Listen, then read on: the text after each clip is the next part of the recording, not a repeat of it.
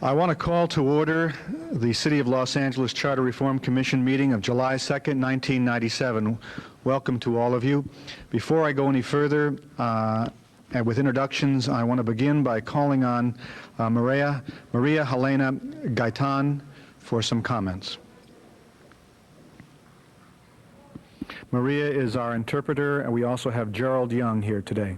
Thank you. Ladies and gentlemen, we have simultaneous interpretation in Spanish and Chinese this evening. Para las personas de habla hispana tenemos interpretación en español. El que no tenga audífonos los puede conseguir a la entrada. Thank you. Thank you, Maria. My name is George Kiefer, and I'm chair of the Charter Reform Commission for the City of Los Angeles, and I want to make a special welcome to all of you this evening. Some housekeeping chores, first of all. There's water over here on this side of the auditorium for those of you who get thirsty during the hearing. Speaker cards are available at the podiums in case any of you miss speaker cards on the way in. Channel 35 will be broadcasting this hearing. They are taping it now, and it will be shown July 10th at 9:10 a.m. in the morning and July 12th at 10 a.m. in the morning. I want to introduce to you, as you're looking at the podium here, this our area for the commissioners who are here today.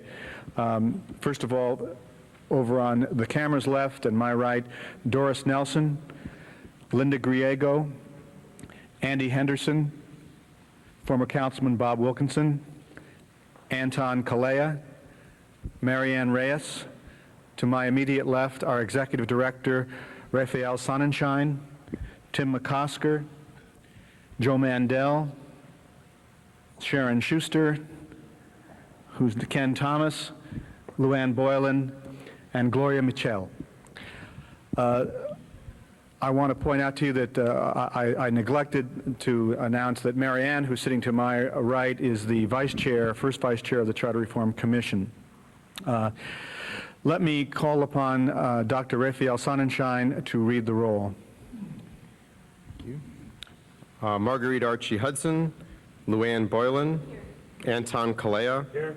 Miguel Contreras, Jose de Sosa, Ed Edelman, Andrew Friedman, Alexandra Glickman, Linda Griego, here.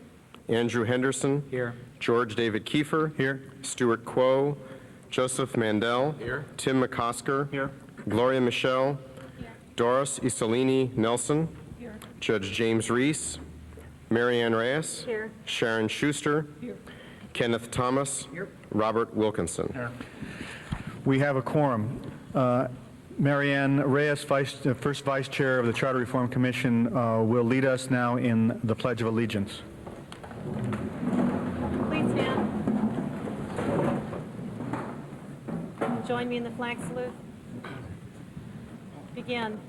I pledge allegiance to the flag of the United States of America and to the republic for which it stands, one nation, under God, indivisible, with liberty and justice for all. Thank you. Thank you, Marianne. Now let me call upon Dr. Rosa Maria Hernandez, Principal of Francisco Bravo Medical Magnet School, for the welcome. Thank you. Good evening, ladies and gentlemen. I am Rosa Maria Hernandez, and I am privileged to serve as principal of this high school, and it is my pleasure to welcome you to Francisco Bravo Medical Magnet High School this evening. We are hosting the second in a series of community-based forums which are sponsored by the Charter Reform Commission of the City of Los Angeles. Quiero darles las buenas tardes a todos y darles la bienvenida a esta escuela, la Escuela Francisco Bravo. Tenemos el placer de ser la sede de la segunda en varias sesiones en las que se discutirá la reforma de la Carta Constitucional Municipal de la Ciudad de Los Ángeles. Una vez más, quiero darles la bienvenida a todos. I would like to again welcome all of you and say how pleased I am that we are hosting it. It is certainly a great opportunity, and certainly for those who are here, it will be an even greater opportunity to speak before the Commission. Thank you very much. Thank you, Dr. Hernandez. Linda Griego, a member of our commission, I've asked her to make a few remarks as well. Yes, we welcome you here tonight, and I've been asked on behalf of the Commission to say a few words in Spanish. Por la parte de la comisión, les agradecemos mucho esta noche que están aquí con nosotros, y por favor, y si tienen alguna pregunta en español que quieren preguntar, por favor, no se atajen. Queremos saber sus opiniones y estamos aquí para ayudarles y para escuchar esta noche todo lo que tienen que decirnos. Muchas gracias. Thank you very much, Linda. We are honored today to have with us the distinguished council member from the 14th District, Richard Alatorre. Thank you very much, Councilman, for joining us, who we've asked to make a few remarks.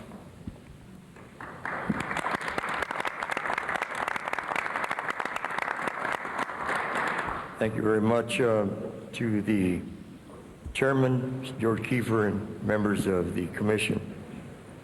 It's a pleasure to have you here in my district.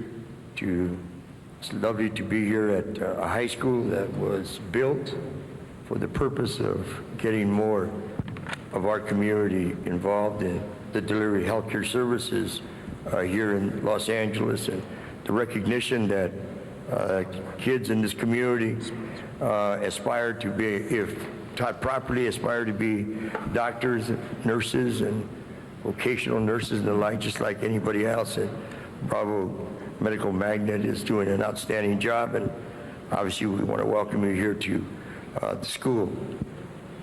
Basically, what the Charter Commission and hopefully the role that you will play is a very important role.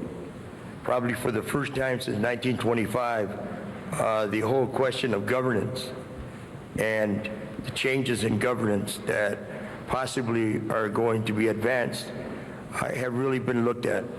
You know, 1925, if you look at the city of Los Angeles then to the city of Los Angeles today, that time was population was under 1 million.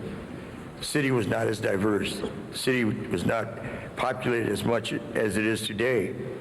And I think that it is proper to look at the governance, to look at the city charter, which is basically the Constitution and the working document that governs not only the city council, but also the entire operation of government here in the city of Los Angeles.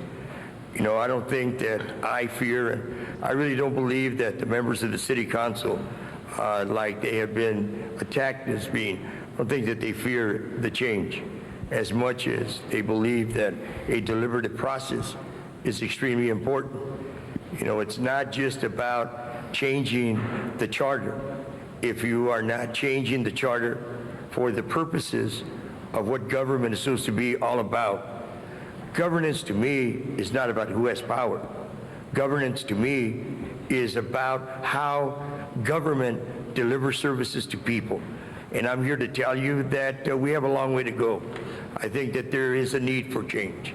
And I think that as long as it is done constructively, I think it's in the best interest of the people of Los Angeles. But it cannot be just for one segment of the population. It has got to be for all of the people of Los Angeles. There are things that are being advanced that they would, in some areas, that speak about neighborhood councils, that the monies that are paid by the people in those areas should stay within those communities. You know, I think that is incorrect. I think that's why I think any change has got to be done constructively and not done incorrectly. And I think that is something that some of us fear, because those that advance the idea that the poor should stay poor and the rich should get richer, I think is not advancing what is in the best interest of the city of Los Angeles. It is not just about one geographic area. It is supposed to be about this city. I think that one of the problems that we have is that we're caught up too much with you know, what area that we live in, And we are not talking about a city, because governance is about a city. Governance is not just about one geographic area. And I think that that's one of the issues that I think that you have to deal with. You know, I think that there is nothing wrong with looking at the governance. There's nothing wrong with maybe changing the way that the mayor should operate and the powers that that mayor should have, as well as looking at the city council. But it just, as I say to you, it just can't be that.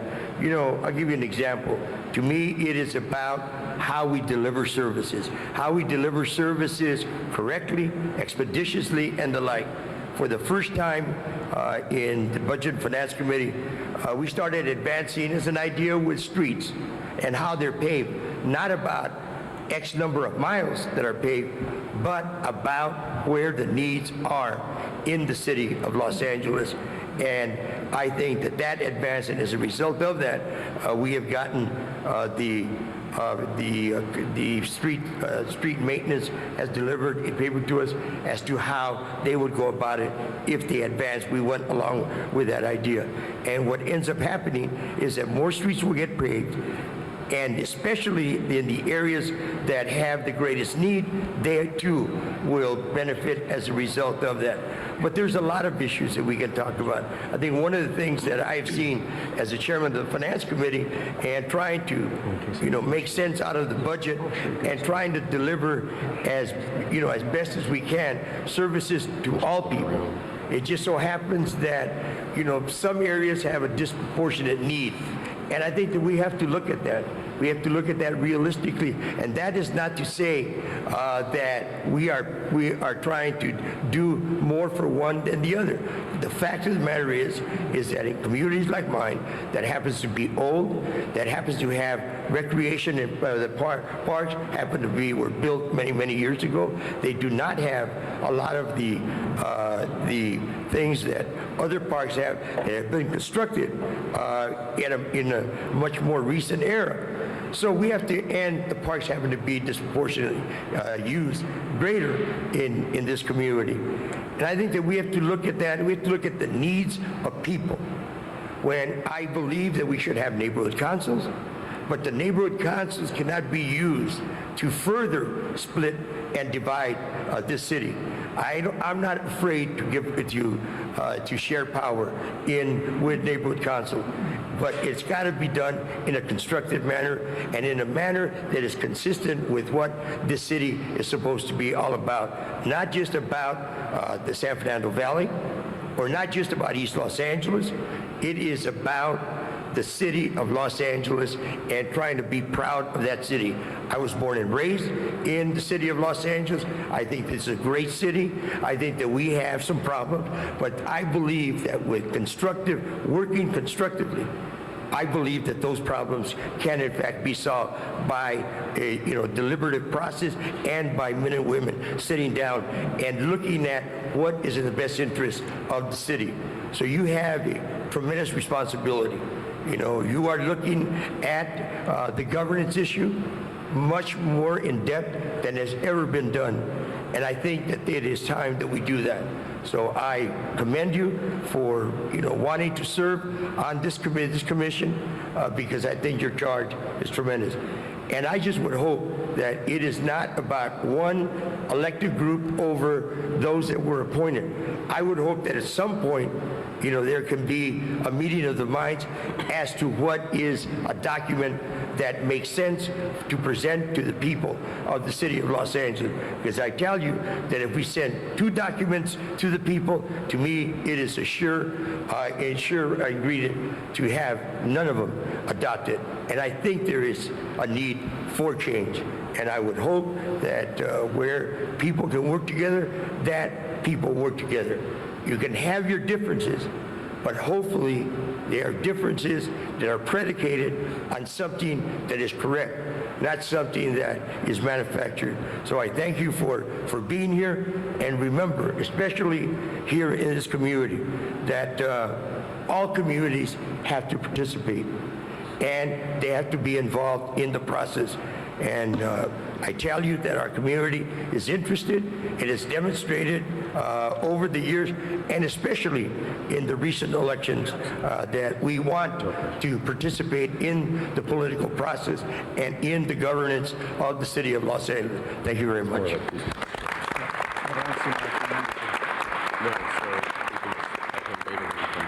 Thank you very much, Councilman.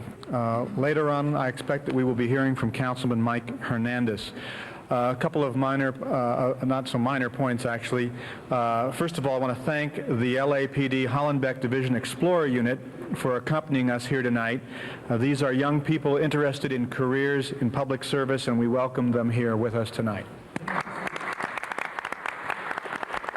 Yes, Councilman.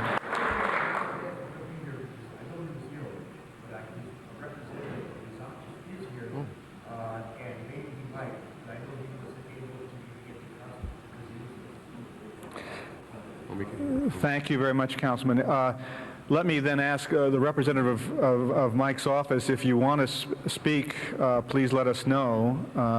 But we understand if the councilman is not able to make it here. The councilman may be coming. I'm not sure at this point. He wasn't feeling very well. I'm not prepared to speak on his behalf this evening, but if he does come, I will definitely let him know that he's welcome to speak. All right, thank you very much. We are also pleased that KMEX Station 34 agreed to sponsor this hearing this evening, and we are pleased to have here the Director of Public Affairs for KMEX TV, Cristina Sanchez Camino. If you could stand.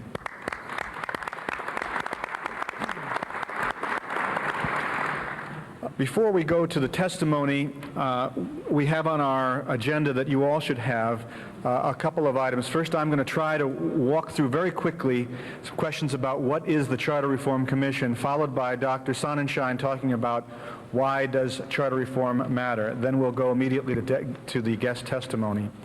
All of you should have had a copy, received a copy of the City of Los Angeles Charter Reform Commission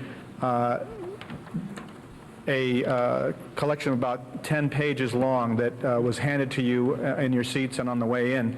Let me cover that, first of all, and answer some general questions that you might have about the Charter Commission. If you turn to page 1, and all the members of the Commission should have a copy as well, our Charter Commission was appointed, there are 21 members, appointed by the City Council President, the City Council, the City Attorney, and the City Controller. Our first meeting was in November of 1996. And our first jobs were to create a mission statement, which we did. We searched for nationally for a director, and we're fortunate enough to find Dr. Sonnenschein. He has since filled the organization with a high-quality staff, which is in place right now, and he'll make some introductions shortly. Our next task was to develop a work plan about how we would go about the charter reform effort, which has been done and is available to any of you on request. This is the second in a series of public hearings we will be conducting throughout Los Angeles, and that is part of a broad outreach effort that I'll cover in just a moment. And finally, we have begun some very serious research and study groups. Study groups are meeting weekly, taking a look at various issues. If you look at the next page, the mission statement of the Charter Reform Commission, and let me summarize a couple of key points. The Commission is to undertake a comprehensive review of the Charter to evaluate what works well and what does not, and to address any impediments to the best possible government. Our goal is to present a Charter that clearly defines responsibility and accountability while providing the flexibility necessary to a changing society. We are beginning with the presumption that nothing is immune from reform or examination. That is, we're taking a look at the Charter from top to bottom. Perhaps most important is our process will be open and fair, and we are going to endeavor to engage all the communities of the city who have a stake in the outcome. We'll be seeking advice and information from citizens, community organizations, scholars, current and past city employees, and elected officials. And we will take a look at the experience of other cities. Finally, we will champion that change that fosters a more responsive and effective government and takes best advantage of this city's promise. If you'll take a look at the next page, it shows how we've divided into study groups, taking a look at institutions within the city, management of the city, and participation by you and others, citizens of our city, in the government of the city.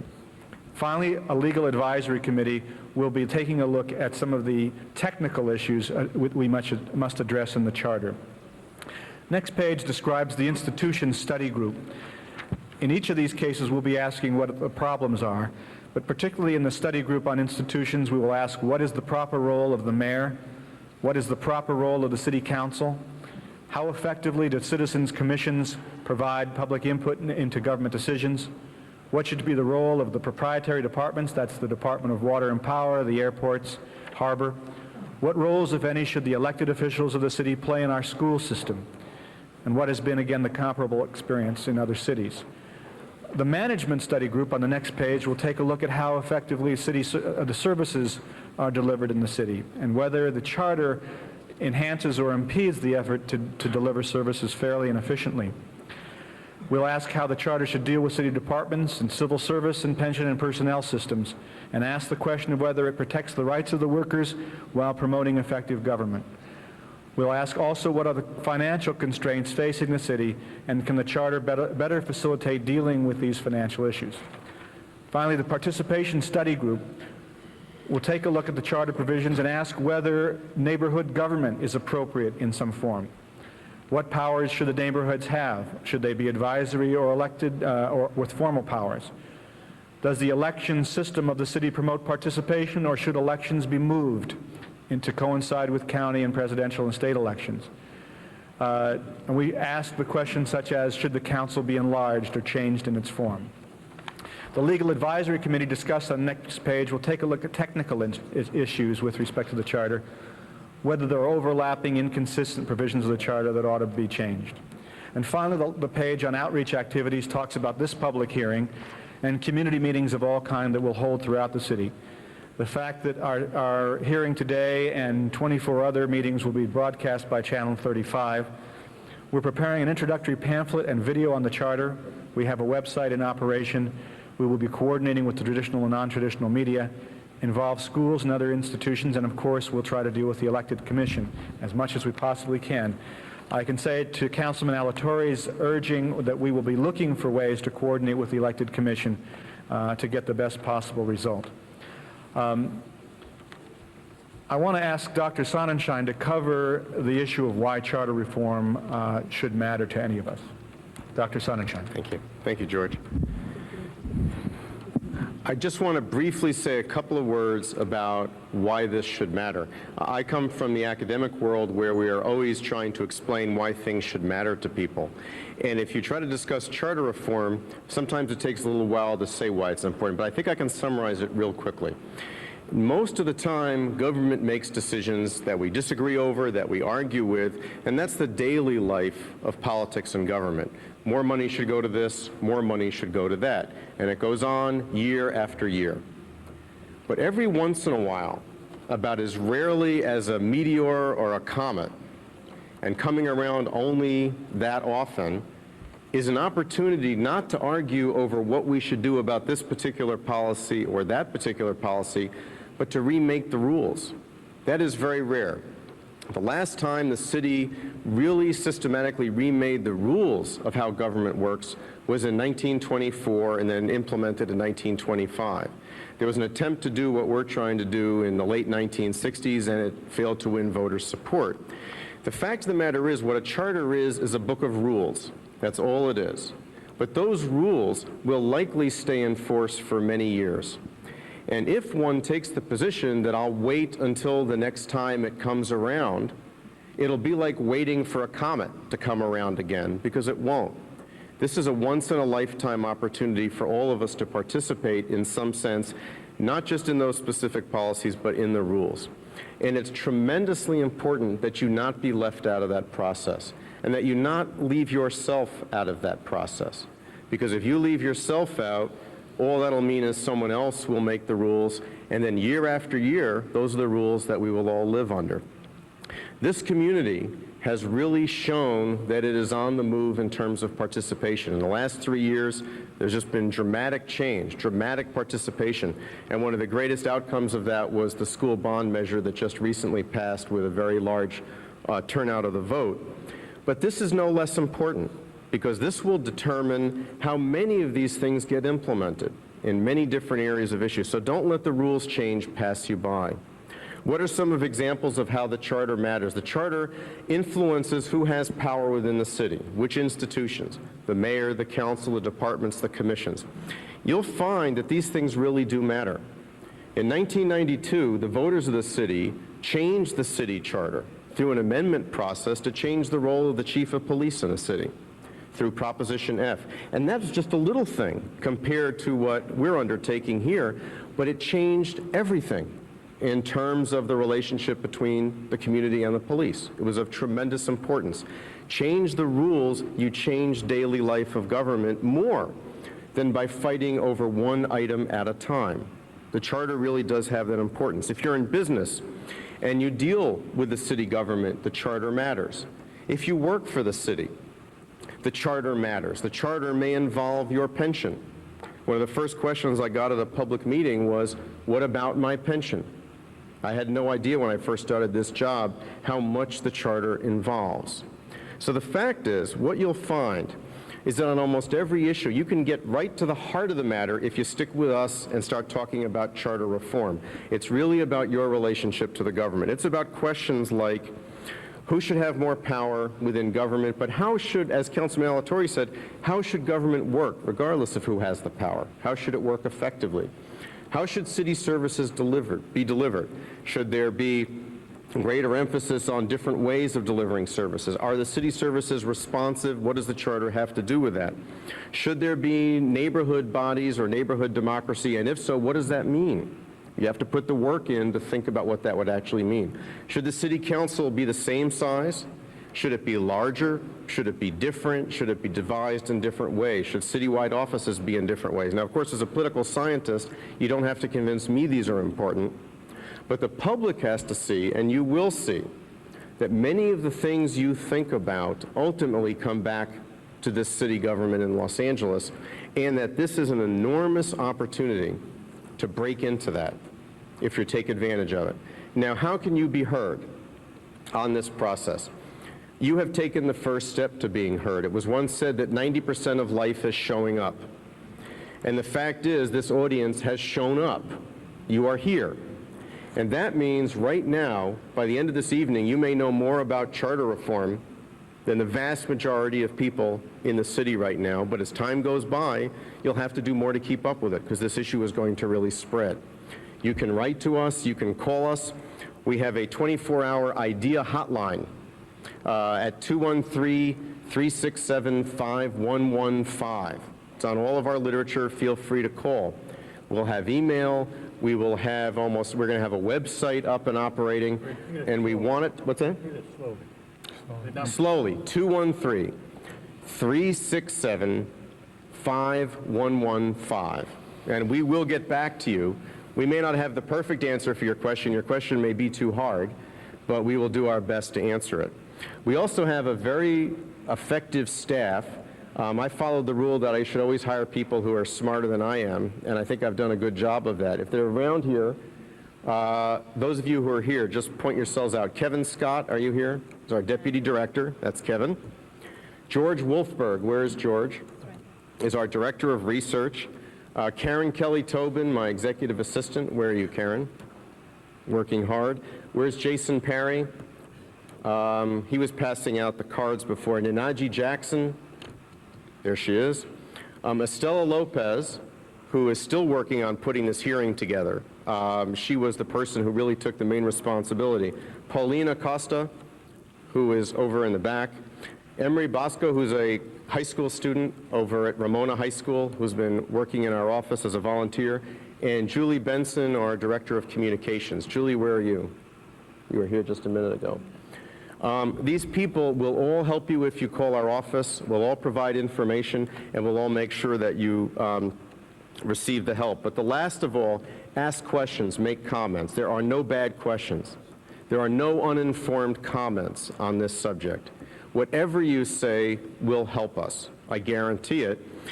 And treat this as a first contact with us, and presume that you'll be on our mailing list, and we will stay in touch, and we will continue throughout this process to work with you at every single stage, to see what we are doing, to know what we are doing, and to have you work with us. And we really look forward to that process. Thanks. Thank you, Rafe.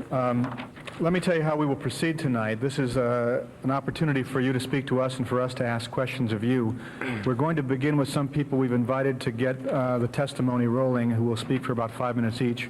Public comment in general will be limited to 3 minutes, plus questions, and if there's interpreting going on, then the time will be doubled. Let me recognize Commissioner Jose de Sosa, who joined us a few minutes after I announced the folks who are here. And in keeping with our practice in the past, elected commissioners who have joined us on occasion, and tonight want to welcome Nick Pacheco and Bennett Kaiser, who are in the audience as well. Thank you.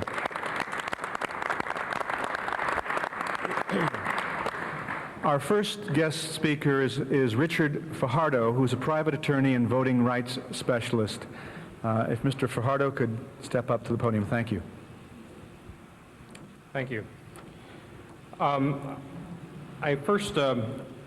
been asked to speak on voting rights because one of the things that could be affected by the charter reform is the impact on how you select city council members and other elected officials. And so, and one of the reasons why I was asked is also because I was involved in the 1980s redistricting in Los Angeles County. 1985, there was a redistricting case against the city of Los Angeles, in which I was lead counsel, and also a case against the county of Los Angeles, in which I was also lead counsel. I say that I want to reiterate, however, that I am a private in private practice, and I'm not affiliated with any of the organizations that precipitated the litigation, so I don't speak for anybody other than myself. Although that, given my background in voting rights, I think what I want to present to you is just give you some cautions about some of the work that you're going to be undertaking and the impact and implications that it may have. I want to talk about 3 things. One is the Voting Rights Act itself. Number 2 is describe a little bit of the voting rights litigation that took place in the 80s. And 3, what is the impact of this and other cases that have taken place around the country, especially the impact of some of the Supreme Court cases that have recently come out. First is that there's two things that you need to keep in mind. One is that there was a case called Bolden versus the city of Mobile, Alabama, which said that you had to prove intent in order to show a violation of the Voting Rights Act. That was then amended by the Congress when they passed Section 2 of the Voting Rights Act.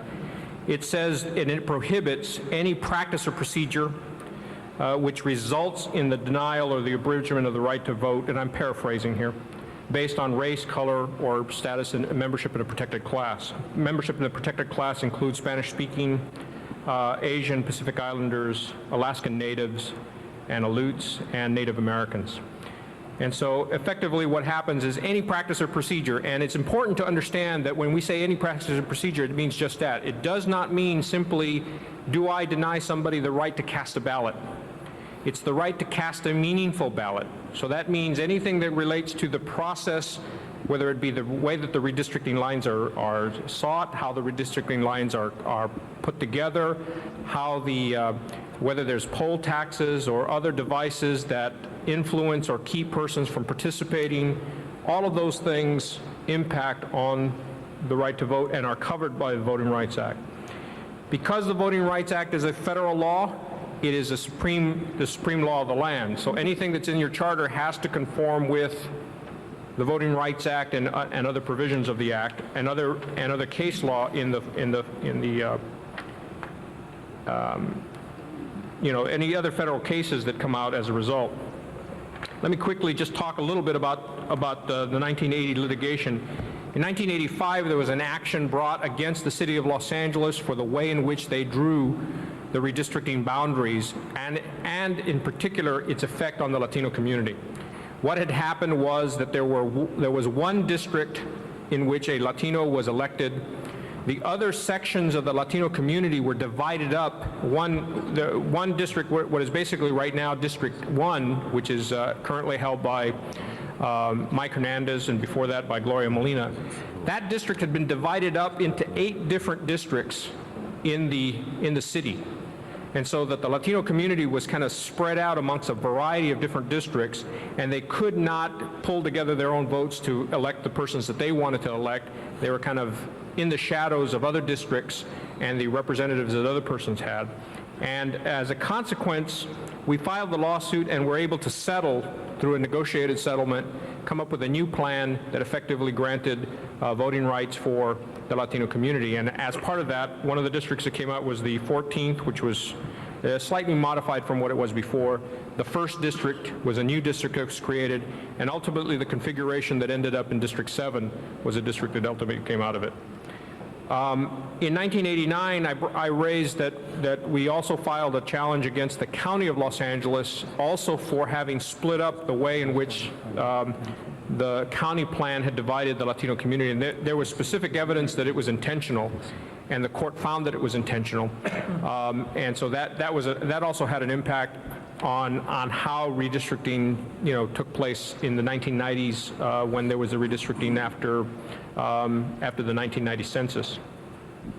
I raise these things because it's important to understand that how redistricting is done is covered by the Voting Rights Act.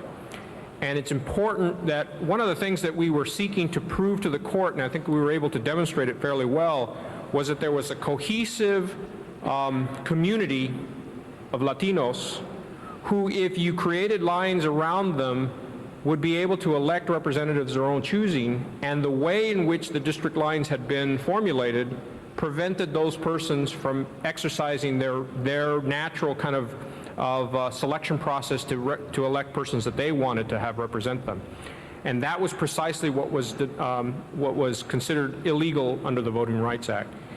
It's important as you go through your work on the whole process of charter reform, and you look at the devices for how you choose to redistrict or how you choose the election process, that you keep in mind what the impact is on different communities' ability to choose their elected representatives. Let me raise 3 points in terms of impact, because I think these are, I think in the context of some of the things that have happened afterwards and some of the Supreme Court cases that have come later, there, I think, are 3 issues that always come up in the context of how you decide how you're going to redistrict. One is the whole idea of commissions.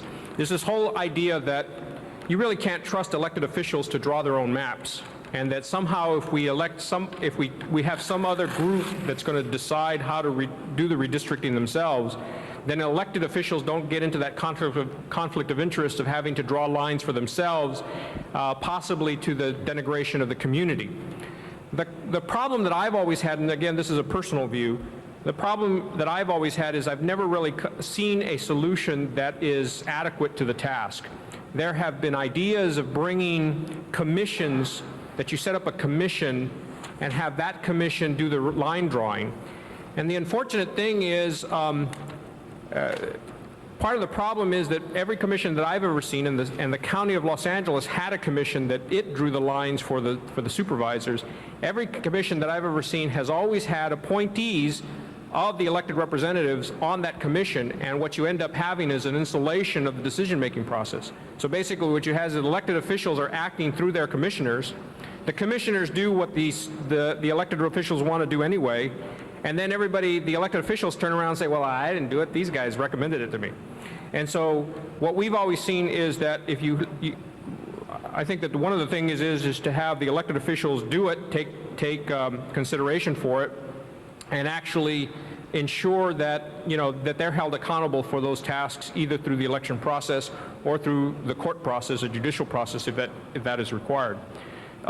There's other ideas about having commissions elected by the the electorate, but then of course the only other question is who's going to draw the lines to figure out who's going to be the representatives to do that line drawing, and it's just an added layer of problems, I think. And then the third problem is, well, let's have the process, let the city council go through their stuff, and then let's have the electorate vote on this plan. If they don't like the plan, we'll send it back. The only problem with that is the possibility of having an at-large, what effectively amounts to an at-large election, where the majority community, which is ordinarily white, may have a bigger impact on vetoing any plan that comes out, and so I caution you about that as well. A second question that comes up is a question of who gets represented and who gets to vote. And there's always this question, because especially in an area like Los Angeles, which has a large non-citizen population, the question is who gets to be participating and who gets to actually do the voting. The right to vote is restricted to citizens of the United States, at least in the state of California. Now, there are some modifications. For example, in the city of New York, for the Board of Education, non-citizens who have children in the New York school system are allowed to vote. That is not something I'm recommending necessarily, but it's something that has been talked about in other areas. But if you restrict the right to vote only to citizens, there's nothing wrong with that. You know, the state of California provides for that, and a variety of other communities provide for that. That's the majority view on it. But the question of who gets represented is much more broad, because every person in the United States under the Constitution has a First Amendment right to petition their government. And so the idea is that every person is counted within the context of the redistricting process. So one of the things I caution you is that if you want to draw lines based on either citizens, or you base lines based on registered voters or persons who do vote, that would probably be found illegal. In fact, there's case law in the state of California that says that if you restrict it only to registered voters, it's going to be challenged and it's going to be illegal. The third and final question that I want to just raise with you is that the Supreme Court has done a lot of work on this whole question of what I call affirmative action in voting. This whole notion that you cannot draw, or it's been characterized as, you cannot draw lines based on race or ethnicity simply to give a majority-minority seat.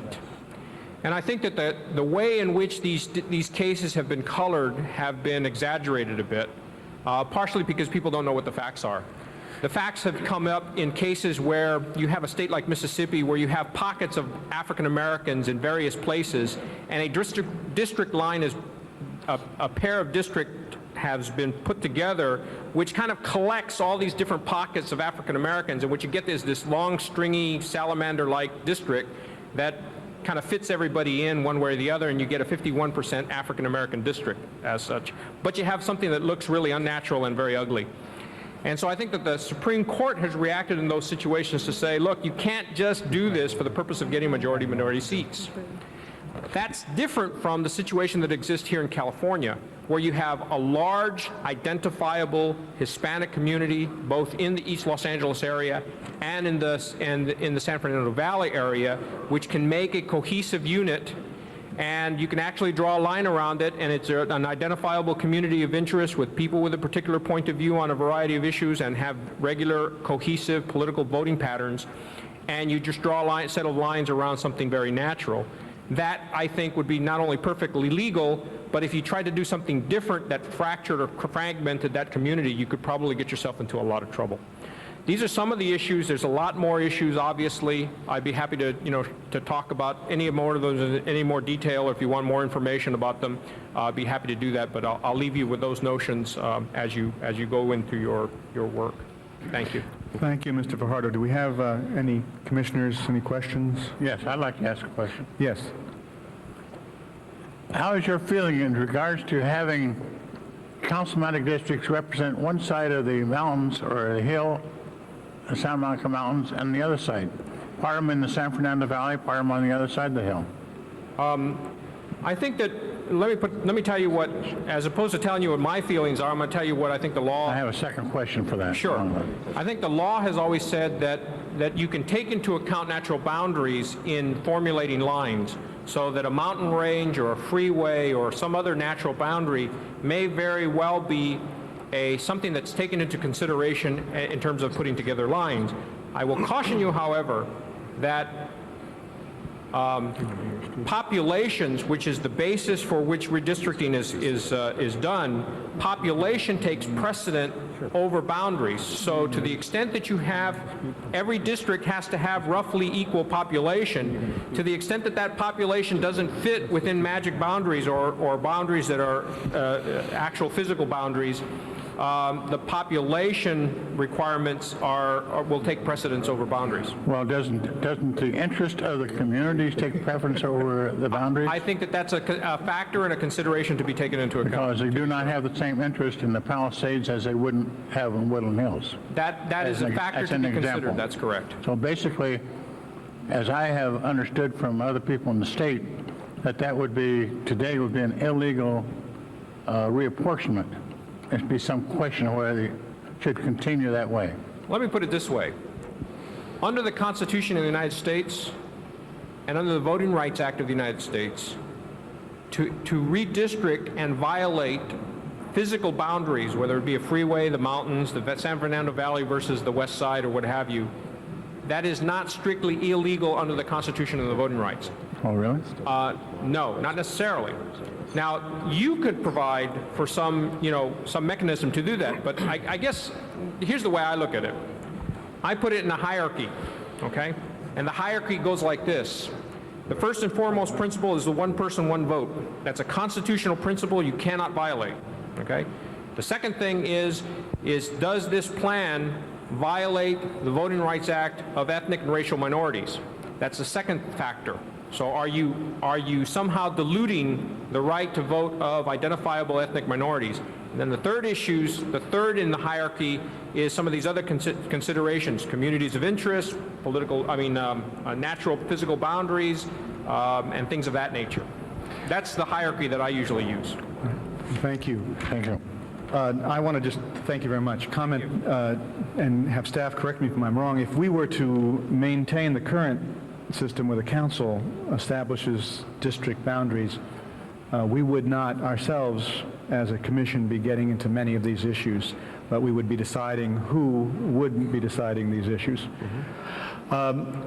Before we go to our second guest speaker, I'd like Rafe to introduce and announce the presence of a high school group who's joining us today. Okay, through the assistance of the school district, we have a class in American government from Franklin High School.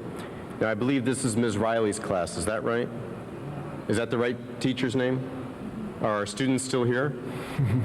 Okay, could you all stand up, please? I hate to embarrass you like this, but would you all stand up?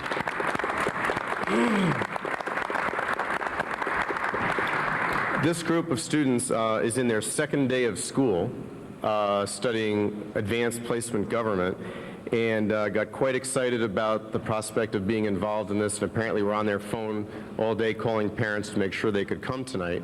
What we've made clear to them is, since we figure they're not going to be able to stay as late as everybody else, that if any of the students would like to get up and ask a question or make a comment, that we're ready now or at any time. Now, we chatted a little bit beforehand. Would anybody like to come up to the microphone and make a comment now, or do you want to wait a little bit? Wait a little bit? Okay. Whenever you're ready, let that tall guy over there know, Jason, and we'll make sure to get you into the program. But very much thanks for coming. It really means a lot to us. Our next person is Charles Rogers, President of Los Angeles City Employees Chicano Association.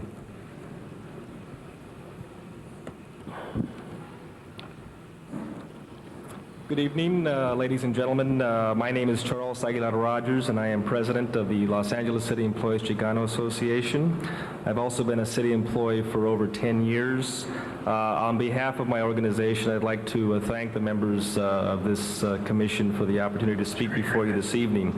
I'm going to be limiting my testimony to that section of the city charter that deals with civil service. The Los Angeles City Employees Chicano Association was founded back in 1971 and is one of the city's pioneer affirmative action associations. Since its founding 25 years ago, La Seca has been a strong proponent and advocate of equal employment opportunity in the city of Los Angeles. We have represented many of our members in grievance and discrimination complaint proceedings and have been instrumental in pressuring the city's elected officials and city management to increase Latino representation in the city workforce.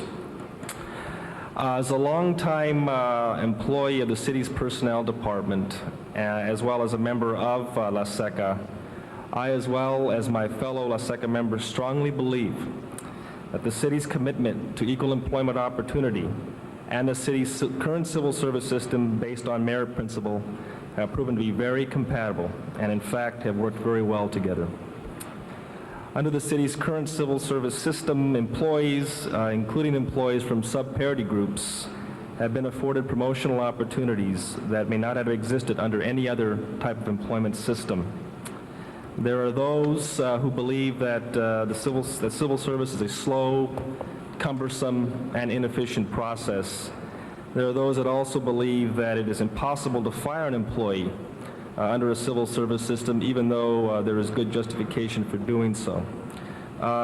We do not disagree that civil service can be slow, cumbersome, and at times inefficient. We also acknowledge that it can be difficult to discipline an employee under a civil service system. There are, however, legitimate job-related reasons for this. Civil service processes are slow due to concerns about fairness and equity. For example, allowing a supervisor or manager to hire whomever he or she wants would certainly speed up the hiring process, but would this be fair? Were potentially qualified individuals given an ample opportunity to compete for this job? Did the city in fact hire the best qualified candidate? I think the answers to these questions are probably no. Although a civil service system may in fact be slow and cumbersome, it does provide the opportunity for qualified candidates to compete. And because it is a competitive process based on job-related criteria, it usually results in the best and brightest being hired to work for the city. The basis of a civil service system is merit. In other words, candidates are evaluated and hired based solely on job-related criteria and their ability to do the job.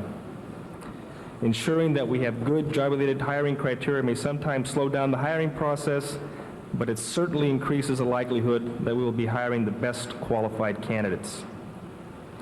True, it may be difficult to discipline an employee under a civil service system. The safeguards that are built into the system make it difficult to discipline an employee for capricious and non-job-related reasons. We believe that the Charter Reform Commission must proceed cautiously regarding any reform to the city's civil service system. Prior to the creation of the city's civil service system, patronage, cronyism, favoritism, and outright corruption in the city's hiring practices were in fact a reality. Although we believe the city's current civil service system can be improved and streamlined, any proposals or any serious consideration that may be given to scale back or eliminate civil service poses the same inherent risks and dangers that occurred prior to its implementation in the city of Los Angeles. We must be very careful not to let history repeat itself. Finally, the Los Angeles City Employees Chicano Association believes that civil service, equal employment opportunity, and affirmative action have been compatible and have complemented one another well in the city of Los Angeles. In fact, we in La Seca strongly believe that without civil service, equal employment opportunity would not have occurred in the great city of Los Angeles, and consequently, the city's workforce would not be as diverse as it is today without civil service. We strongly urge the Charter Reform Commission to keep the city's civil service system intact so that it may remain a fair, open, and competitive process, and so that it may continue to serve the citizens of the city of Los Angeles. Thank you very much. Thank you, Mr. Rogers. Questions from commissioners? Yes, Ms. Nelson. You mentioned that there were areas that could be streamlined and improved. We'd like to hear that. Okay. Like to hear what you might suggest.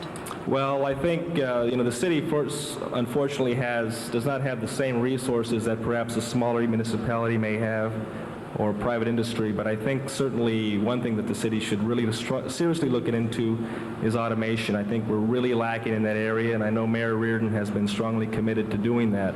And I think if we were to adequately fund the personnel department and other operating departments in this area, that would certainly go a long ways towards speeding up our process and improving it.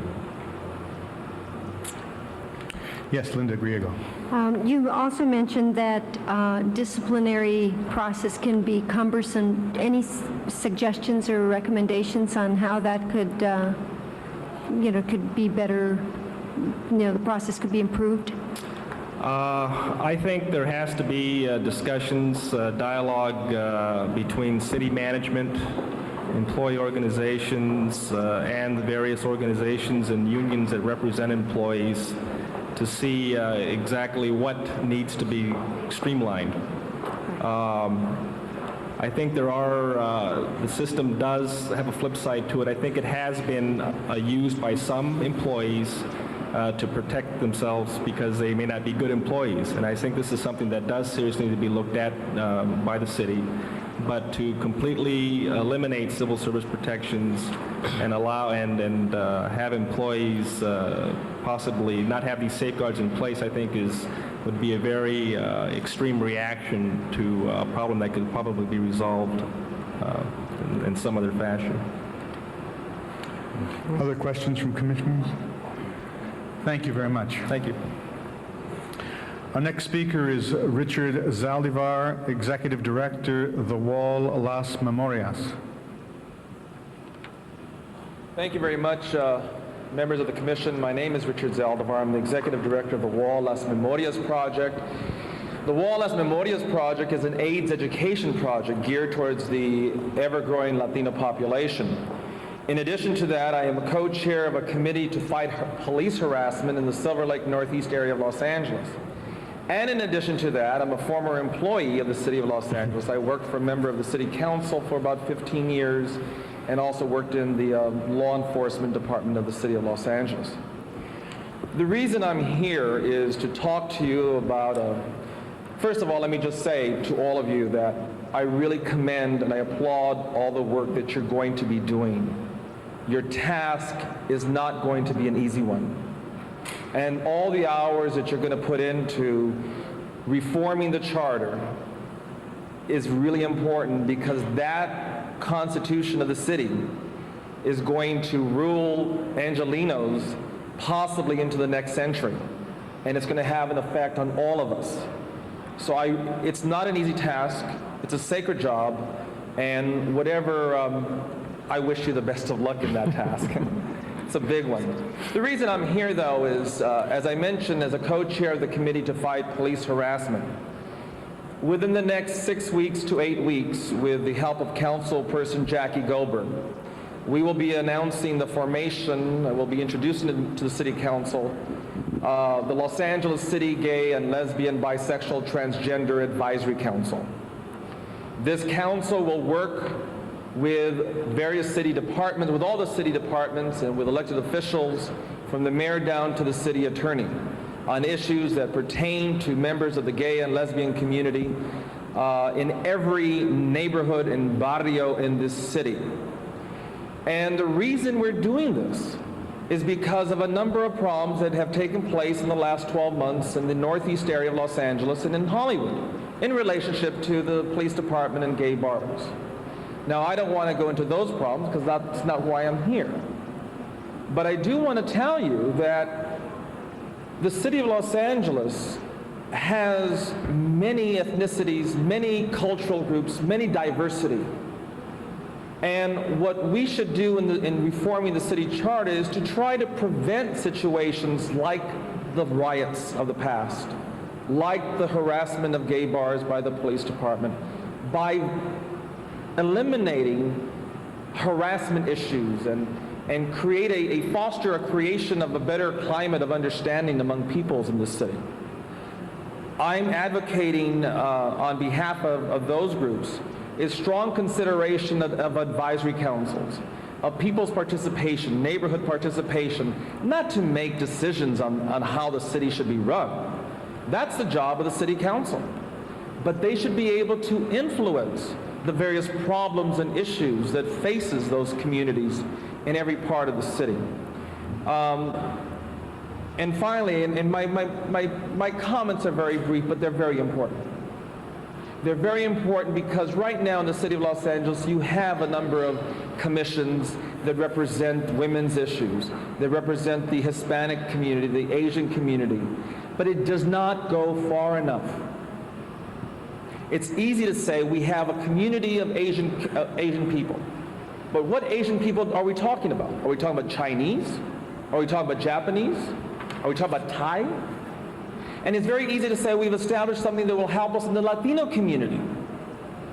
What Latino community? Are we talking about the Mexican American community? Are we talking about pockets of Cuban Americans? Or the Puerto Ricans? Or people from Central America? Those peoples we all have different issues. And we should be able to influence local government. I'm really personally against creating or enlarging, expanding the city council, thinking that by expanding city council, by expanding elected officials, that they're all going to be able to represent us. Because you will never be able to elect a council or elected body that's going to be able to represent everybody in the city of Los Angeles. But I think as we go into the new millennium, that we have to be realistic. Los Angeles in the year 2000 is not the Los Angeles of 1944. We are all a growing constituency with growing concerns, and we should be heard at all levels of government so we could provide input to the chief of police, to the members of the city council, to the city attorney, to housing department. This is very easy to accomplish, but yet it's going to be very hard to implement. So, as I said before, my comments here are very brief, but they're very important. Because whatever you do in furthering the participation of the community will really help this city into the year 2000. And finally, I just want to say that people should not be mistaken.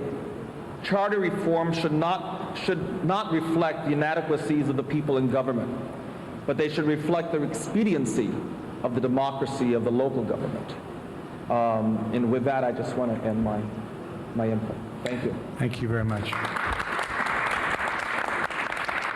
Questions from commissioners? Thank you. Doris. Oh, excuse me, Doris. The advisory councils, do you think they should be elected or appointed? Well, I have to tell you, right now we're in the middle of this big deliberation in our own community group because there is a strong need to have elected councils where people can be elected on a regional basis throughout the city on this gay and lesbian advisory task force. But then we also fight the political question. Well, if we do that, who's going to pay for the elections? And will the city council really like that? And then you get into other situations. When you have elected positions, then all of a sudden, politics starts. Special interests. Money comes into play. So are we really creating an avenue for the local community? I don't know. Are we really creating a free democratic process? I really don't know. But I really think that my own personal idea there is it should be a combination of appointed and elected so that there's still checks and balances. One other. You were talking about communities of interest. Do you see this as interest or geography? Both. Both. Both, because for me, a gay man living in the Hollaback Police Division may have a completely different interest and issues than a gay man living in, Arleta. So I think we have to look at not only the ethnicities and the cultures, but the geographical cultures. So this advisory group, this local advisory group, would be a mixture of many interests. Right. Okay. Right. Thank you. Thank you very much. Thank you. Our next speaker is Gabrielle Alvarez from the Hispanic Parent Coalition.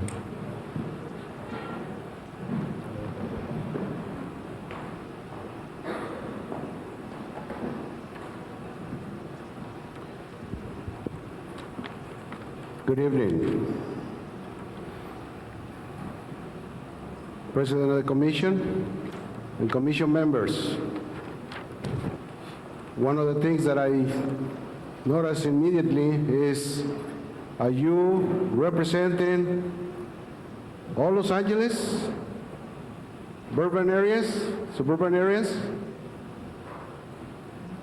To me, is the Hispanic, they are not well represented in this commission. This is the first time I hear about a hearing. I'm concerned because in the past, Hispanics always being left out. lack of information, lack of communication. How can they function if it's not enough information to them? You can't come to give information or to advise the commission the concerns of each community unless they are informed. To me, this is something new, and it's very important because the decisions that you make today, those are the decisions we're going to live with it. Whether we speak to you or speak to you our concerns, I would like these Hispanics to be more involved in it because they're going to live with your decisions, and then they're going to say, well, I was not invited. Why? Because lack of communication. I know you want to have more hearing about this going on, and I'm very concerned about those. Especially, what I'm going to speak about it is education. We are in education in the last place in the whole United States, almost. We're going to have to do something very fast about it because what's going to happen in the 2000? And they are going to be the providers. They are going to be the government of the future. And if we not do something right now, they talk about they're going to change the president, the government, everybody else, but very little is being done about it. I'm concerned not only in my area, I'm concerned about other areas too. I want equal distribution in everything, especially education. We have overcrowded schools over here.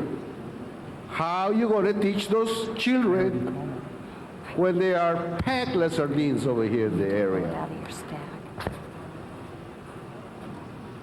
And you people, I hope that I continue visiting, talking to you, and making changes for the best. But to me, concern number one is education. I'm concerned with a lot of other things too. But education, I think, is basic for the future, not only Los Angeles, the whole world. And history has told us everything is being changed with the computer. The computer can give information every minute, but we don't have a qualified teachers. We don't have a qualified schools.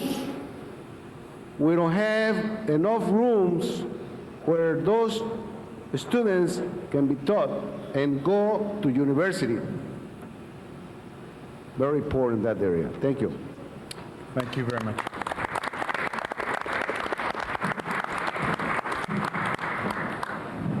Our next speaker is Henry Leong, who is an area resident and a business resident.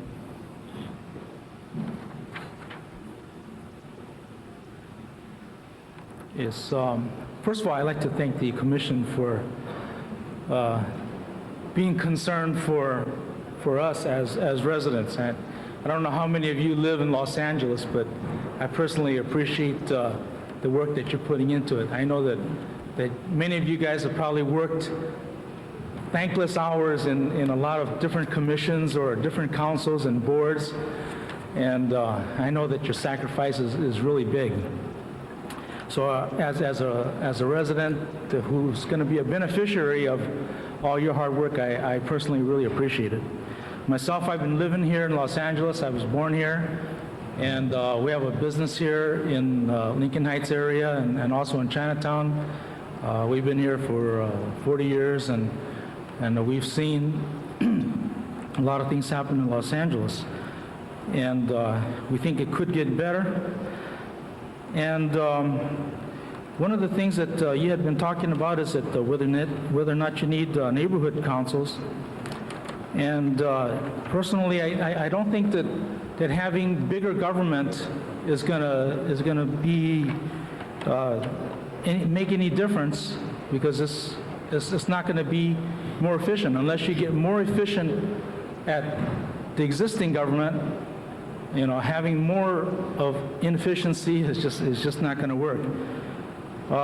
You know, this gentleman talked about having councils, and I personally believe that there are even right now there exist a lot of councils, a lot of different boards and advisory councils and things like that. Personally, I serve on the Chinatown Community Advisory Council, the CRA, and also for the Advisory Council for the Police Commissioners. And also, you know, I've also served on the Community Police Advisory Boards. And I see a lot of councils, just a lot of councils all over the place, and you have a lot of volunteer people. And let me give you, for instance, if you look at Central Community Police Advisory Board, we have on the board, we have over 30 people on our board, and you're talking about having over 30 experts in problems that got to do with downtown. You know, here you have assembled a lot of these people who know a lot about downtown. For instance, downtown has, you know, if you want expert people on what to do about the homeless population, you have it right there. You know, you have people who are service providers like, you know, St. Vincent or Union, you know, Union Rescue Mission, and almost all of those people sit on the Central Community Police Advisory Board. So here, you know, you have experts, you know, people that are already in it, knee deep into any problem that you might want to ask about the homeless situation. But yet, those people are untapped. They're working, you know, tirelessly at the Community Advisory Board, trying to find solutions for homeless problems. But yet, you know, for the 3 years that I've been on that board, no one's been able to take advantage of their expertise and their suggestions. You know, so I think that having more government is not going to do anything, because the people that you have in place now who are the experts don't really have any, you know, a bite to their bark at all. So, you know, as far as having more councils and things like that, it'd be really kind of a waste of resources to have more government, but then to have more volunteer councils, it'd be kind of useless, because it's basically they don't have any bite to their bark. You know, that, you know, I'm sure that many of you guys worked on councils and all that you know, you work on a problem for years, and you know, the recommendations that you make gets tossed out. You could see the same kind of situation happening with, say, the police commission, for instance. You know, they make recommendations, and it gets tossed out for whatever reason. And here they have spent a lot of expertise hours that they could be making big bucks on, giving advice and everything else, and then their advice goes unheeded. Well, that happens at many you know, councils and advisory boards. So unless we could tap into some of those more volunteer sources like that, and you know, I don't think it could really make a lot of difference to have more government. Okay, one of the things that I really feel that we should try to do is to have a provision to privatize more government services, because what we look at, as far as even like inefficient city council to work as managers, We even see less efficiency with the city trying to provide services. You know, they might be expert at a lot of other things, but as far as providing services, well, they're really, you know, that's like having a person who's making a lot of money, say for instance, being a great basketball player, and he makes a lot of money, but he squanders all that money because he doesn't know how to manage it. He doesn't know how to manage his finances. Well, a lot of it's the same thing. I think that if the city was more efficient at managing the money and things like that, then it can provide services. But if it can't be effective managers in providing services, then it should try to privatize it, because somebody who is interested in running a business the way it should be run, you know, as a private business would be run, is going to be looked to be, first of all, he has to be accountable for what he's doing. And then the other thing is that he's going to be a lot more responsive, because he's treating more of the people as his customers. Right now, I don't see that the city provides city services as treating us citizens or us as customers. You know, we pay good money for services that we expect to get, and we don't get it. For instance, how long does it take to get potholes repaired? Or how long does it take to get street lights repaired? You know, sometimes when trash isn't picked up efficiently, you know, who do we bother about it, you know? Whereas if somebody is in private business, you give him a call, and the guy's worried about his customers, and he'll be right down. But anyway, so as far as being privatizing things for efficiency, I mean that would really go to help the city. Okay, one more point is I was thinking about in terms of the Los Angeles Police Department.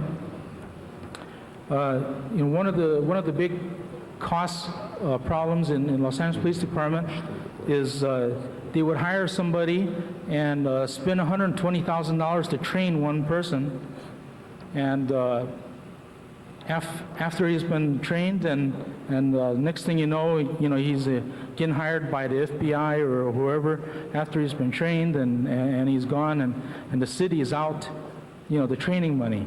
Now, if we could have the trainee or the police officer, for instance, be in some kind of a contract whereby he could if he's not going to work for a set amount of time, that he'd be on a repayment plan, either that or the agency that hires him to repay the city for the cost that he had spent. And also, as far as in districting, there's a lot of, for instance, in the districting, for instance, a councilman, you know, his vote really shouldn't. I need you to conclude your remarks. Okay, a councilman's vote really should carry the vote of people. You know, there's some areas where a councilman who's not representing as much people as one councilman, but yet his vote is just as strong as, or is just as you know, as important as one who is you know, represent, like say for instance say Councilman Hernandez, you know, he represents a lot of people, but yet, you know, his vote only counts as much as somebody else who's representing a district that doesn't have nearly the population.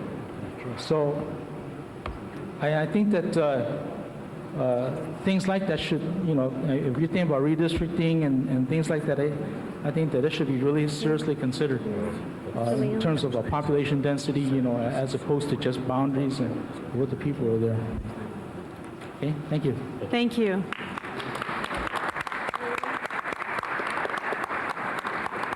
Our next speaker, oh, you have one question from one of the commissioners? I did want to make it clear to the audience that every member of this commission is a resident of the city of Los Angeles. Any other commissioners? Yes, And we do represent each and every city council district. Each one of us. Well, the other thing is that right now districts have approximately equal, very close populations. There is not one that is has many more population than another. So it is equal population right now.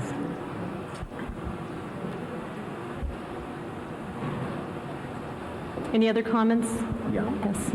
I just wanted to ask the speaker one other question, and that was, as I understood his comments, he was suggesting that maybe the LAPD could have a mandatory tour of duty for their trainees in order to reimburse the cost of training. Was that your suggestion? Okay. Okay. Our next speaker is Nancy Smith from the Ad Hoc Committee for Safe Children. I thank you for listening to comments from our committee. Many of our members are in another meeting tonight and are sorry that they couldn't attend. Our committee, the Ad Hoc Committee for Safe Children, is made up of parents of all different ethnicities. But we have one common goal, and that is for our children to be kept safe and for them to have educational opportunities. The group came together as a grassroots group to demonstrate against a total nude dance adult entertainment place, which also provides full contact topless lap dance. This has opened directly across the street from where our students go to school. Franklin, Eagle Rock, Lincoln High School students have attended the North Central Animal Shelter for 25 years to take classes in veterinary medicine and animal care, hoping to get jobs with the city of Los Angeles. The unfortunate thing is right now is that this facility is located less than 20 feet from the adult entertainment industrial strip. What has this done to our community? Well, tomorrow night will mark the 224th night that people have picketed outside. And I think for the students that are here from Franklin High School, you can see how this is a grassroots effort. People of all ethnicities together trying to save educational opportunities for their children have marched in the rain. They have marched with Ernie Sanchez being shot twice and tried to be run over. Ernie Sanchez got out of the hospital and came back and walked again for the kids. We also have had picketers assaulted and other picketers shot at, people followed home, people stalked by private investigators. The owners of this industrial strip said, if we knew your community was opposed, we would never have come in and put our strip joint in your community. The community said, we will never rest until the strip joint is taken away. So how did all of this fall through the cracks? Before that, I'd like to tell you also that it's not just the high school kids that have taken classes at the animal shelter and do volunteer work there for their high school diploma. This is also a Department of Transportation corridor. A map is given out to the kids in the local schools to walk past the strip joint to get to their elementary schools. There are over 15 schools in this area that are affected. There are thousands of children that must be within blocks of the strip joint. Our community feels betrayed. That is because there were no open hearings. That would be one thing that we would ask for. If there had been open hearings, the two gentlemen that own the industrial strip would never have put their business there, and our community would not feel betrayed by the government. As tomorrow night, there will be over 250 demonstrators at the industrial strip, and I welcome any of you to come and join with us. The mayor has walked with us. He walked on the 99th night. Teachers, principals, Councilman Mike Hernandez tried to overturn the police commission, and all of the council members voted unanimously to deny the permit for the industrial strip to open the day after the police commission gave them the right to open. No one had asked our community, what schools are here? What do we care? And we're not the only ones affected by this lack of vision by those folks who sit on committees and haven't been to our area. In the future, we would hope that no adult entertainment business would be allowed to open without a public hearing. We hope that no other community will have to go through this anguish and this despair, because we have lost educational programs and our community lives in fear. The other thing that we'd like to ask is that the planning commission or planning departments be more accessible. Before the strip joint went in, we also had a problem with the planning commission not having a hearing, and they were going to allow a hill that is a local landmark, Mount Olympus, to be reduced by the height of a 5-story building and have 24 houses packed on it out to the edge. This was despite the fact that the community talked of landslides, flooding, and other problems. There seems to be a problem of communication, and I think that by having folks come out to the area and having public hearings, they could find out what the community is concerned about. The Planning Commission told us that they are not allowed to come out to the community, even with the environmental study that had to be done. This environmental study that had to be done for CEQA, which is the California guidelines, to tell the community what will happen when they cut down a mountain by the height of a 5-story building, they did not send the environmental specialists out to the environment. He wrote there were no trees, there was no mountain, there were no animals. This is one of the last mountains left that you can see from City Hall. And we, as a committee, had to go down and take him to the window to show what he was going to have knocked down. He said the environmental specialist does not come to the environment to do an environmental checklist. Now that should be changed. And I appreciate what you folks are doing. I know it's going to be a difficult job, but I think that what my community wants, we want a key to the lock to the city. We need to know how to get in to find out, to affect changes without having to take to the streets. We'd like to do it. We try to do it in a positive way with letters. The city seems to turn on whether a community has money for lawyers. We don't have a lawyer to represent us, therefore we have been ignored. That was in terms of the mountain being taken down, and it's also in terms of the industrial strip continuing to operate despite the fact that it's jeopardizing our children. So we would appreciate whatever you can do to help with those issues, and I appreciate so much being able to address you, and thank you very much. Thank you. Our next speaker is Ricardo Velasquez, LA Unified School District. Is Ricardo Velasquez here? We'll go on to and come back to him if he's still here. Joyce Prager, representing VICA. Hi, good evening. I'm Joyce Prager, a very large insurance company in the San Fernando Valley. I've been involved in community affairs for 22 years. I am the mayor's appointment, both Mayor Reardon and Mayor Bradley, on the Van Nuys Airport Advisory Commission, so I understand what advisory councils are all about. I'm recently appointee for Assemblyman Robert Hertzberg, the 40th District, as the new Business Advisory Commission, which is studying what are the new pieces of legislation or reformations that we need for the state of California. So I'm very concerned about this community. I am a native California and a native Los Angeles person. I was raised in the city and in the San Fernando Valley, and have been educated through the LA Unified School System and have been to postgraduate and graduated with master's degree. using our system. So I have a great affinity for the City of Los Angeles and a great respect for the teachers of our city. I wanted to bring to your attention that I have been elected by VICA. VICA is the Valley Industry and Commerce Association, VICA, as the liaison for charter reform for that organization. That organization is represented by 325 business entities.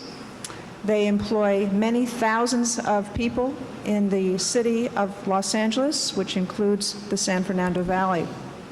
We have a committee called the Local Issues Committee. I have been on that committee for 12 years. I'm working very closely with Bob Scott, who sits on the Planning Commission. We have several other people that have joined our committee, which includes the mayor's office representatives as well. We have studied the city budget. We have big question marks. What does it all mean? I have done a study of my own, which I'd like to present to you, not tonight, but I'd like to mail it to you. I did a study on, and I titled it Competitive Best Business Practices. And I used 11 books, the state-of-the-art books that talk about success stories in other cities in the United States. And there are 82 footnotes, so I didn't plagiarize anyone's work. I'm very proud of it. The next step that I did was prepare a resolution. What would you do with this study? And the study is an examples of good business practices in other cities. And I tell a story. I give an example of a presumption, what people think about a city, a certain problem, and how a particular city solved the problem. A lot of it lies in the power of a mayor. It also lies in responsibility and accountability of a city council. One of the things that VICA is very concerned about, and all of us should be concerned about, is keeping and attracting business to the city of Los Angeles. I personally am not in favor of succession for the Valley. I understand there are many ramifications, certainly financial. That question is not unanimously agreed upon in VICA. We are not anti-City of Los Angeles. There are people that are anti-City of Los Angeles, but I believe that that's because they do not understand it. All the problems. But VICA has been at issue with this, and I think the bottom line has come down to this. We want accountability. We want to know how much money is being derived from city taxes. Somebody give us an accurate figure. And how much is being spent on the services. There is a great dispute, and we've heard twice from the mayor's office. Chris Donald made a presentation, and he gave us two different figures within a 2 years time period, and they were in conflict. So there's a lot of disbelief about the reports that we do receive.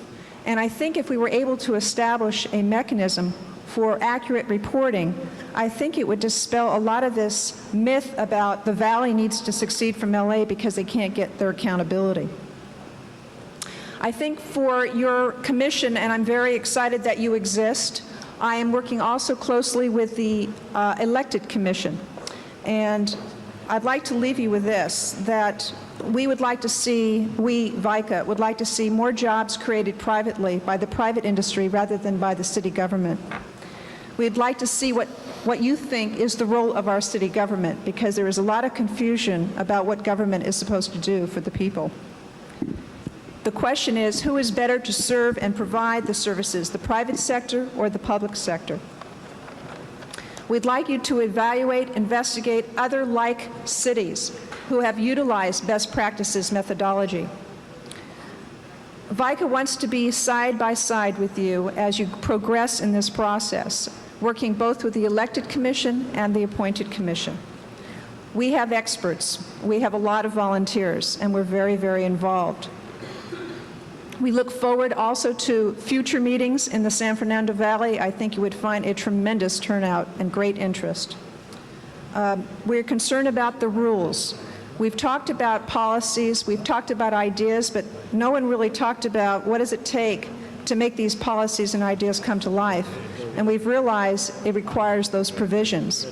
And we'd like to know who is going to write these provisions, what are they going to say, and how are they going to be implemented.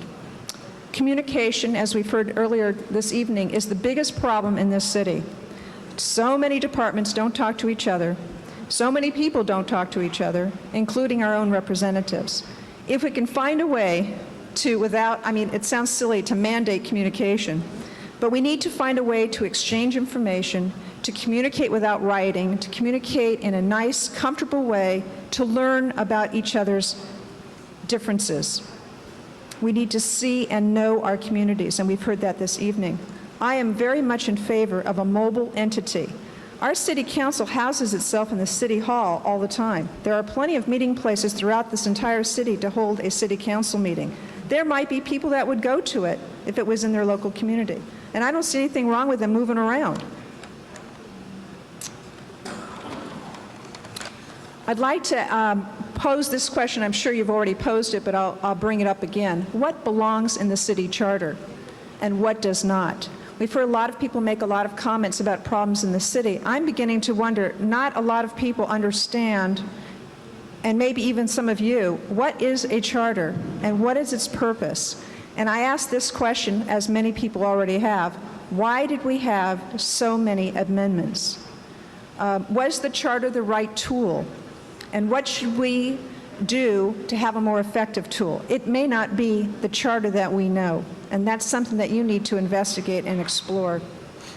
And lastly, to give you an example of some of the frustration that I've experienced as a volunteer in this city, sitting on the Van Nuys Advisory Council for the airport has been, I've done this for about 5 years. We've been trying to have a Van Nuys master plan. I don't know if we'll ever have it. Here's what happened.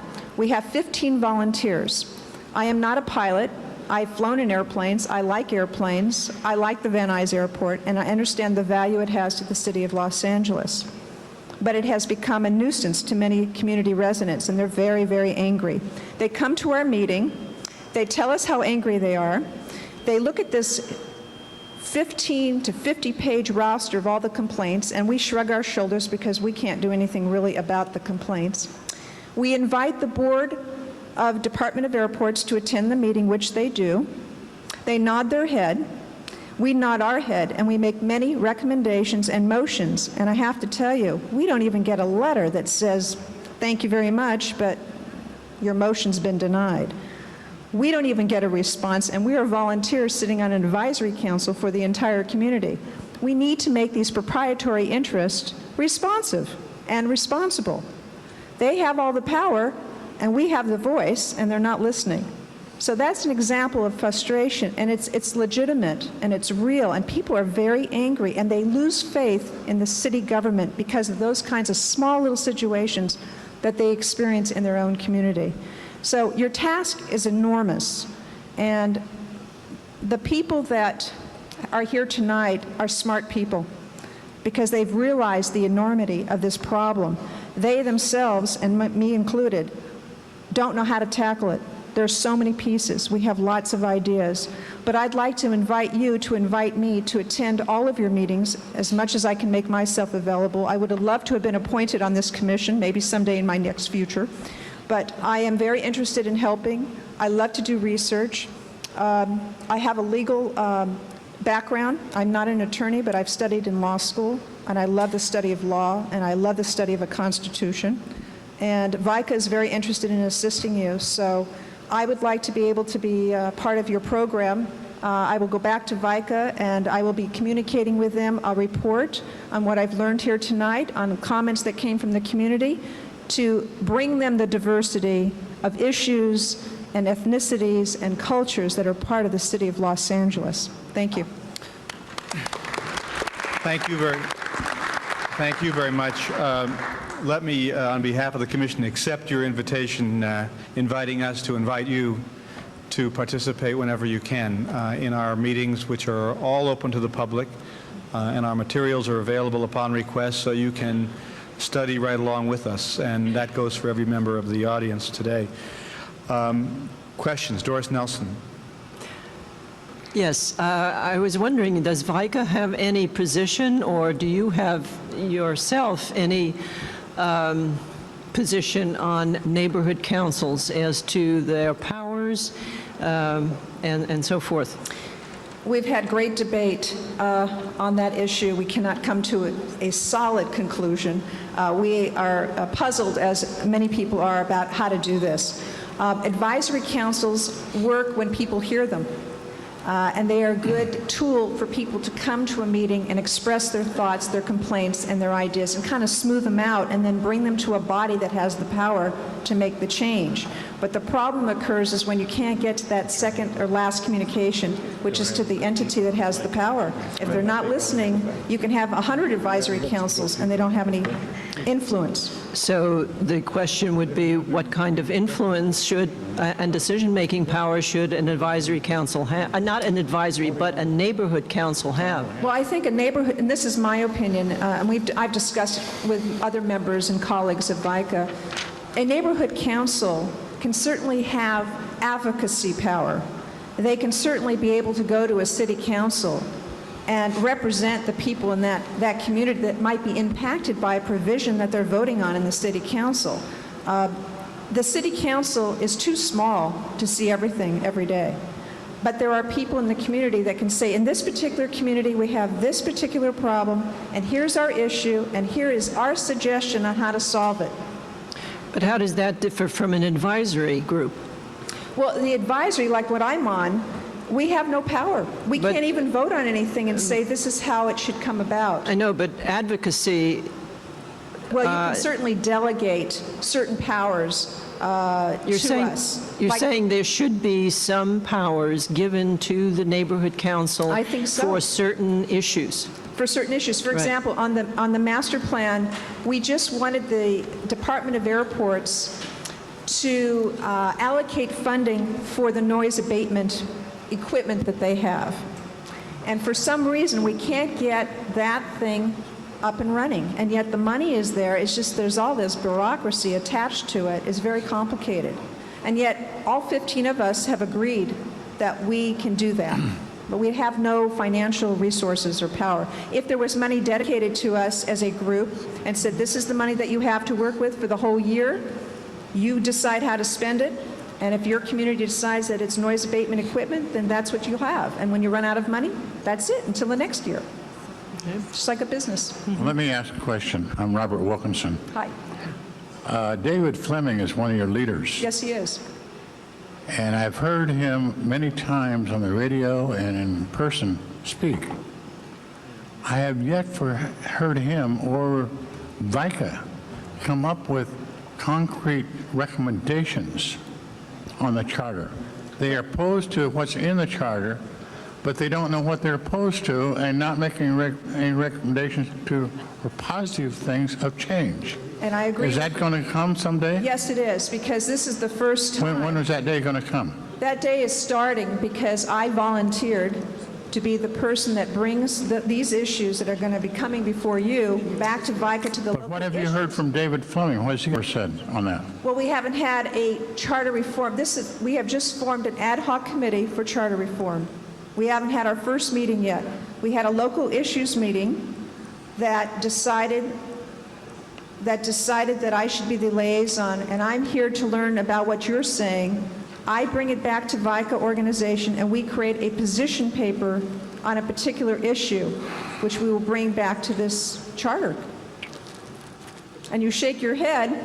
Well, in other words, what you've told me so far, David Fleming has nothing at all who represents himself as the representative of VICA. David Fleming. And hasn't come up with a single thing, and you haven't come up with a single thing yet either. Well, I'm introducing myself for the first time, and you haven't come up with a new charter yet either. You've only been at it since November, right? It's all new to all of us, so we're all You come trying to our learn. meetings and you'll hear a lot of things, ma'am. That's why I'm going to be there. You come to our meetings, you'll hear And a I lot hope of it. that I'll be able to present to you. Come on in. Ideas. You're invited. I will be. Thank you. Any other questions?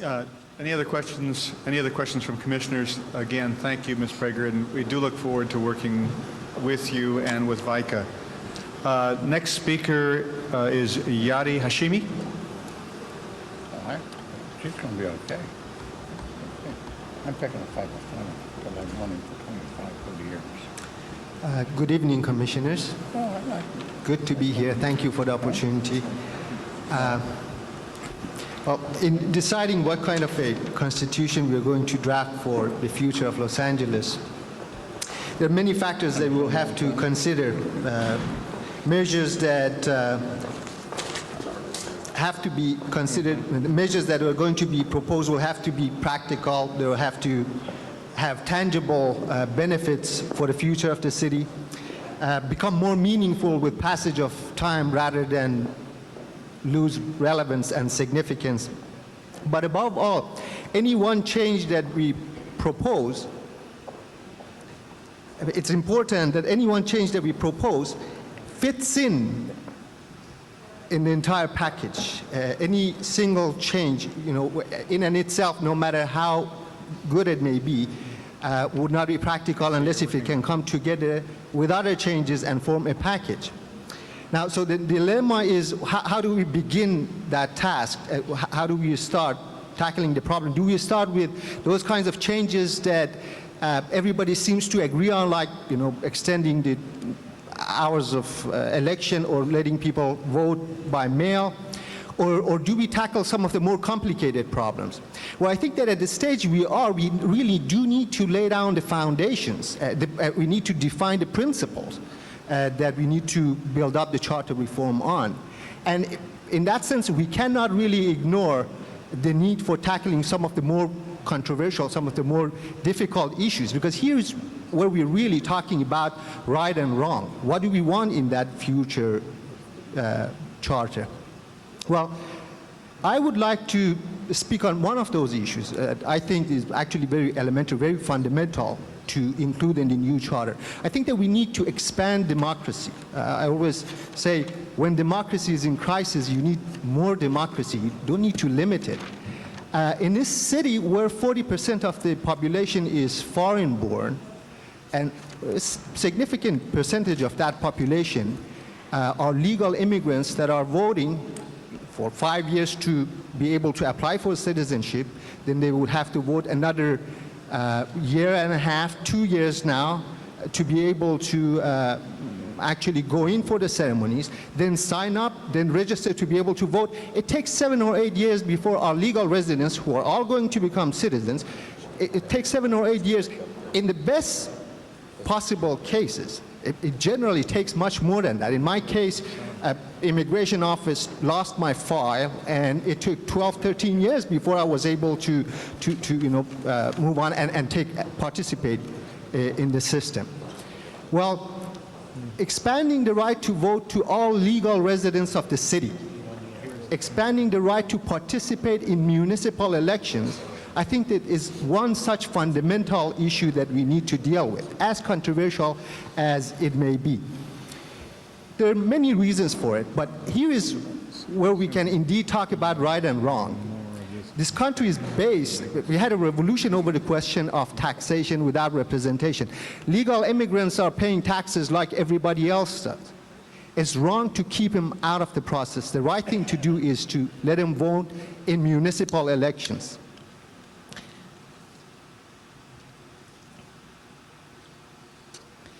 At the local level, municipal elections, there are really no compelling reasons to want to limit the right of people to participate in the system. Again, it's the right thing to do. We need to expand the right to vote. Rights and responsibilities come together. You hear a lot of people complain about how the new immigrants are not participating, are not taking part in the system. Well, give them the right to vote and then expect responsibility from it. Indeed, I don't even think that that is true. Judging by the results of the last election, I think that the new citizens indeed take a very special interest in going out there and voting. We've already seen the results. But nevertheless, if we want responsibility from people, we need to give them the right to vote. Voting in municipal elections is very good training grounds for our new citizens, for our new immigrants. Let them start by voting in municipal elections and get ready to participate at the state level and at the national level. And again, if we want to increase participation in Los Angeles, I think one significant way to do that is to expand that right to hundreds of thousands of people who are legally staying here and waiting to become citizens. Let them participate in their own municipal affairs. Now, I've been talking to people about this, and usually the impression is that, this scares people off. The citizens of this city, the ones that I talk to, don't really have a problem with it once they understand what is going on. it seems to me that it's the political establishment and our politicians that have more of a hesitant in wanting to take up this issue. I think that in expanding the right to vote, and indeed, there are some municipalities like in New York and Chicago where people are already voting in school district elections. I don't think that to expand that right further and allow people to take part in their own lives at the municipal level would be that difficult a task, and our people would understand that.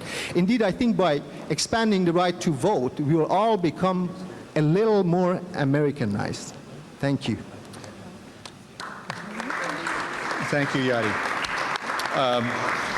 Before I introduce the next speaker, I want to recognize the deputy to board member education. This is the education board member, David Tukowski. Sarah Bradshaw is here. This is the 5th district that we're having this meeting in. Is Sarah still here? Thank you. And Juan Santillan, who is commissioner of the Board of Recreation and Parks. Is he still here? I want to recognize. Stepped up. All right. Next speaker is Ricardo Velasquez. Okay, I guess he stepped away. Just 1 minute. Next speaker is Charles Saduth.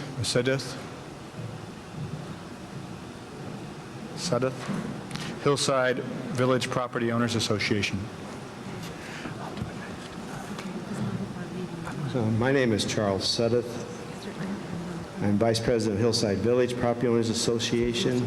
I've also had 34 years experience in government operations, dealing both with the County of Los Angeles and a little bit with the City of Los Angeles. So far, our speakers have discussed many of the problems of the current city government. I must remind you that an old saying, I think, came from Benjamin Franklin: those that give up a little freedom for comfort will have neither. This is something that this commission must look out at. Also, the magazine Governing, which prints information about all governments throughout the United States, has noted that many people are looking into the City of Los Angeles Charter, and many recommend that we abolish the City of Los Angeles and break it up into communities similar to the suburbia that we have surrounding Los Angeles. This makes a lot of sense. We have a city council whose districts split right through local communities. If they infuriate one community, so what? As long as they can keep enough communities happy to get that 50% vote. Our community has been pretty well ignored for the last years. Eventually we get a little service after a lot of complaining before the city council. We also have within the city for-profit commissions, notably the Port of Los Angeles and the Airport Commission. These commissions get taxpayers' money because of the profits they generate, and the city turns around and ignores the hazards given to the citizens. Examples. Our previous lady discussed the airport noise. No one in the city will recognize the greater noise on citizens created by railroad operations generated by the ports of Los Angeles. Even the Alameda Corridor Commission is going along with what the ports want first, not citizens' protection. Therefore, I think it makes good sense that we do break up this large city into a series of smaller cities like they did in Salt Lake, and give each community its own separate government to do as it needs and to enforce the laws equally. The second area I want to talk about is civil service. 1916, Governor Hiram Johnson reformed our whole state to eliminate special interests, especially their influence on politicians and on civil service. Slowly, these reforms have been eliminated by both state and local government. We now have civil services in which there is no control over their appointment. Government costs money, yet we spend little money in setting up written tests and impartial interviews to a point that supervisors can get what they want as far as hiring and to establish their successors. We have had many scandals of department heads getting into those positions and have abused their positions, and they tend to blame it on civil service. It's not the fault of civil service. It's the fault of our local politicians for diluting civil service. I also want to note that the civil service under the City of Los Angeles has one responsibility, and that is ministerial. That's defined in the codes, versus the politicians and their commissions having the responsibility of discretionary decisions. Like other people have testified, neither the City Council nor the Civil Service Department heads understand this principle. I have observed commissions completely ignoring ministerial responsibility and approving projects that should never have been built because they did not meet state code. It has cost the city millions of dollars in lawsuit.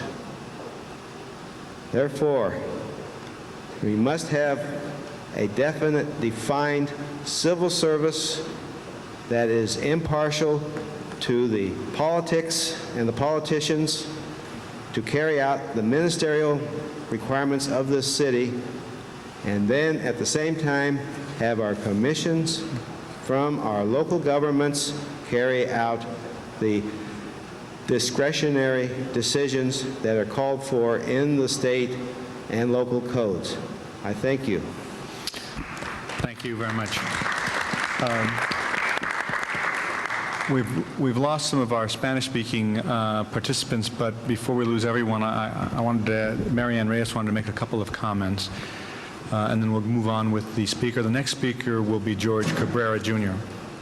Les quiero ofrecer información para recibir más información sobre nuestras juntas. La comisión se junta cada segundo miércoles de cada mes a las 6 de la tarde. La comisión también tiene grupos de estudio que se junta cada miércoles, cada semana, y los foros públicos van a juntarse cada primer miércoles del mes. Para más información y para recibir información de nuestras juntas, puede llamar, tengo dos diferentes números que les voy a dar.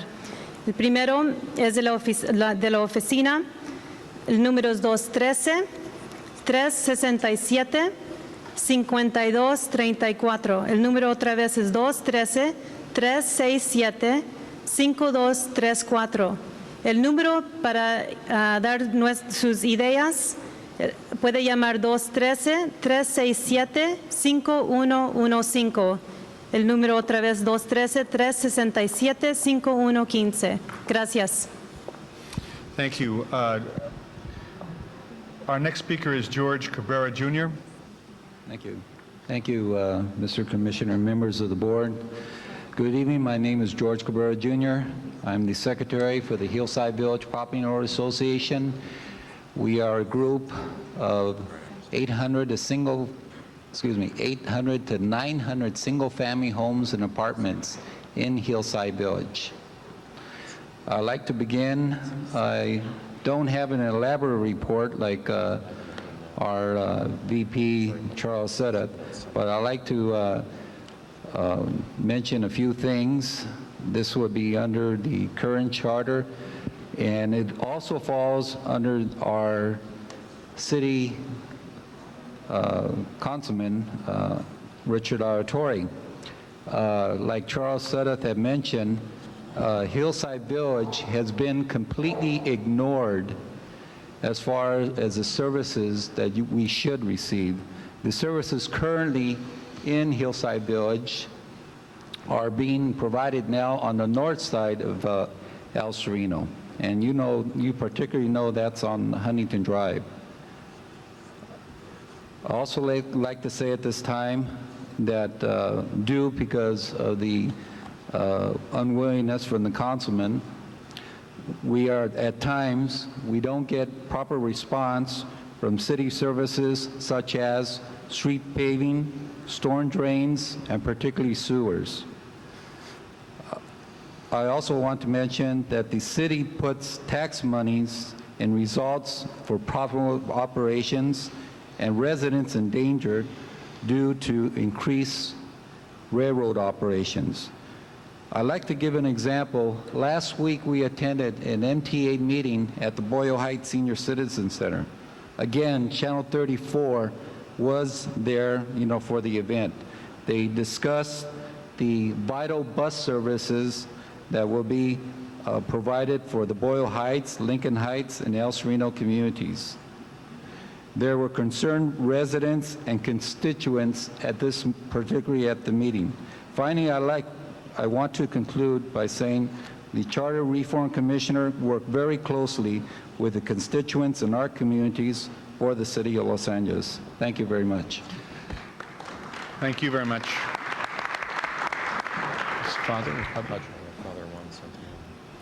Our next speaker is Padre Juan Santillan, leader of UNO.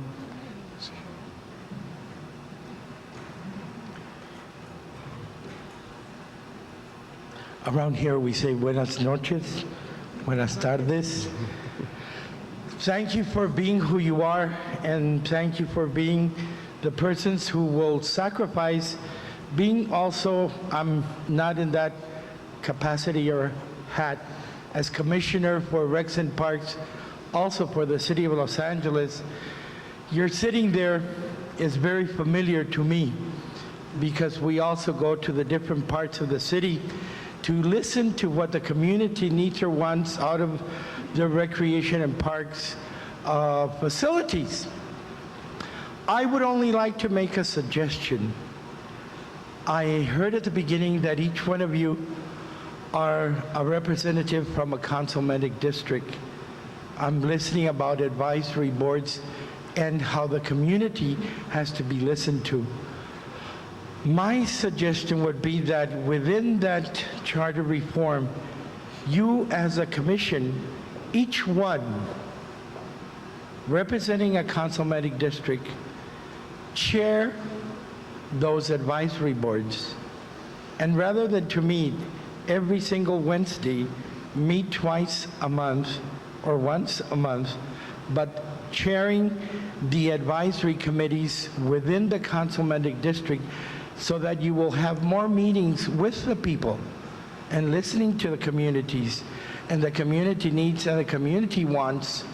This way, if you would meet twice a month or once a month, then each one of you would be able to bring from your own councilmanic district, after listening to the people's needs, what are the real concerns of the people, and then from that be able to carry it through.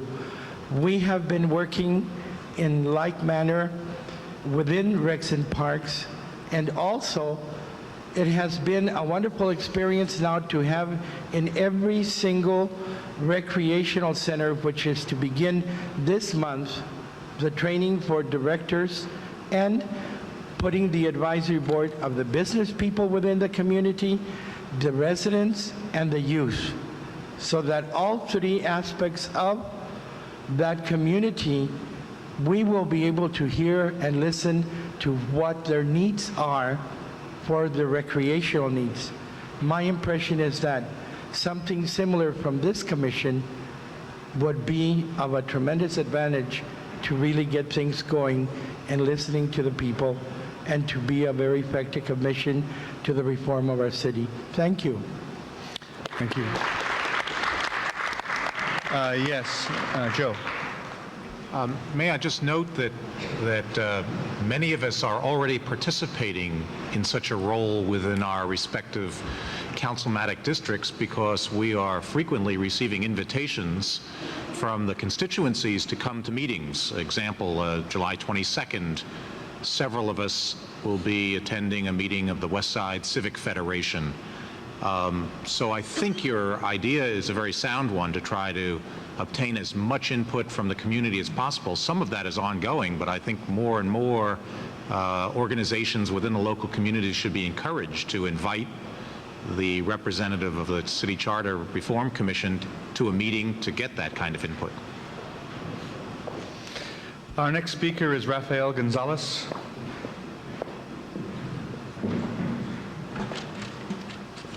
Good evening. My name is Rafael Gonzalez, the Director of Communications and Civic Education for the Naleo Educational Fund.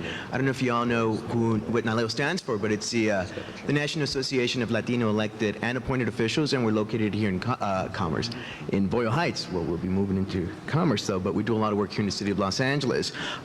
First of all, I'd like to congratulate you all for being here in the Boyle Heights community. I think this is very important. One of our mission is in getting people involved in the political process.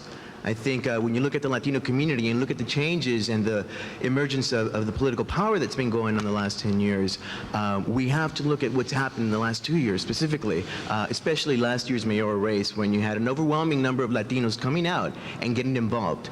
A lot of them were new citizens. And one of the things that we found out, because one of our big projects, and we've been doing this for 10 years, is promoting citizenship in the Latino community. And one of the reasons why Latinos were not becoming U.S. citizens is because they didn't know the process. They didn't know how to go about that. The INS was not doing the type of promotion on the program as it should have been. So actually, this is interesting. We had a survey. We've surveyed our people here in Southern California, the majority being from LA. 85% of them, the reason why they became U.S. citizens is because they want to vote. They want to get involved. They want to make a difference. I think right now we have a major opportunity, and I'm glad that in my lifetime I'm able to see something like this happen, that we have an opportunity to change the Constitution of the City of Los Angeles, really to reflect the changes, the different people that we have here, with the united goal that we want to create democracy. We want to make this Los Angeles garden much better. We want to cultivate it together. I mean, we all have Technicolor hands, so I applaud this, and I just think it's a great opportunity for all of us.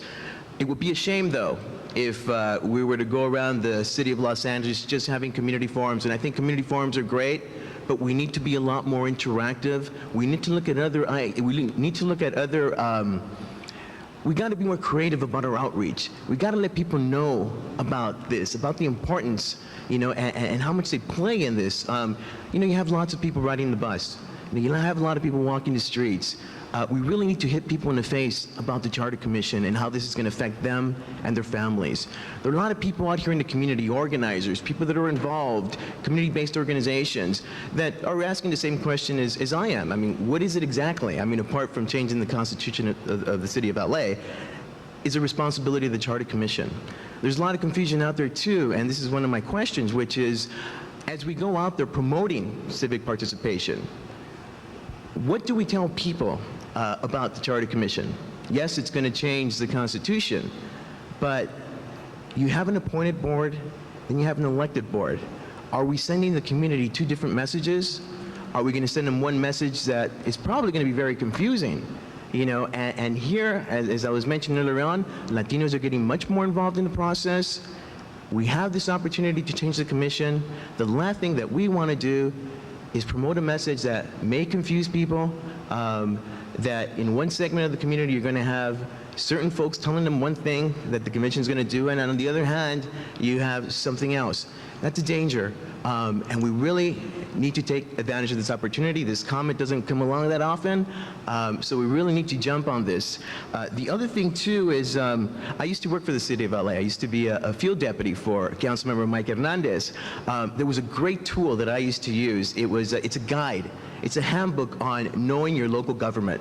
I don't know if you all have ever seen it, but it's a black handbook. It's great. The only thing is that it hasn't been revised since the 80s. I would like to see a piece like that, actually be more interactive. I mean, how is it exactly? How can you access these departments? How can you access your local elected official? How do you put a meeting together with your local elected official? How do you become involved? How do you get your concerns heard by this commission, by the different departments? I think that's very important, and I would recommend that the commission do something about revising that manual, but also promoting civic participation. I mean, the city's only going to be as strong as the people that get involved in it, and we really need to take advantage of that. The other thing too is, as I was mentioning earlier on, is that our mission, Aleo, is to ensure that Latinos, but I mean, we also got to look beyond that, because I mean, we have more than just Latinos here, although we are an overwhelming number of folks here. But everybody here, how are we going to get involved in the political process? We all have a responsibility to this, and we really need to go out there and promote that. So I leave you with that. I do want to know what's going to happen with the issue of the appointed commission, and the elected commission, because as an educator, we have a civic education campaign. It's called Nuestra Comunidad.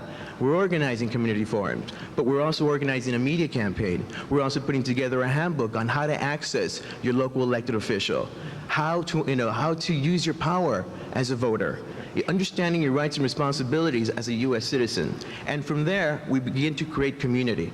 We begin to create something here in Los Angeles that's going to be carried on by your children.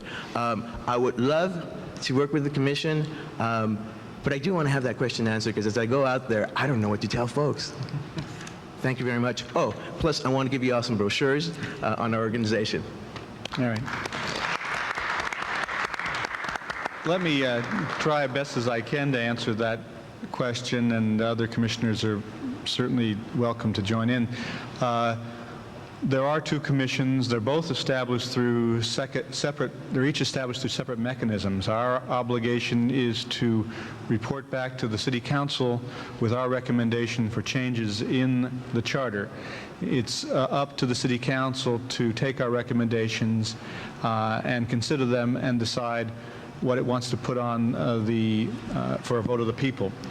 The elected commission, which was just sworn in and will have its first meeting next week, has a task of looking at the charter and putting before the public within 2 years changes in the charter.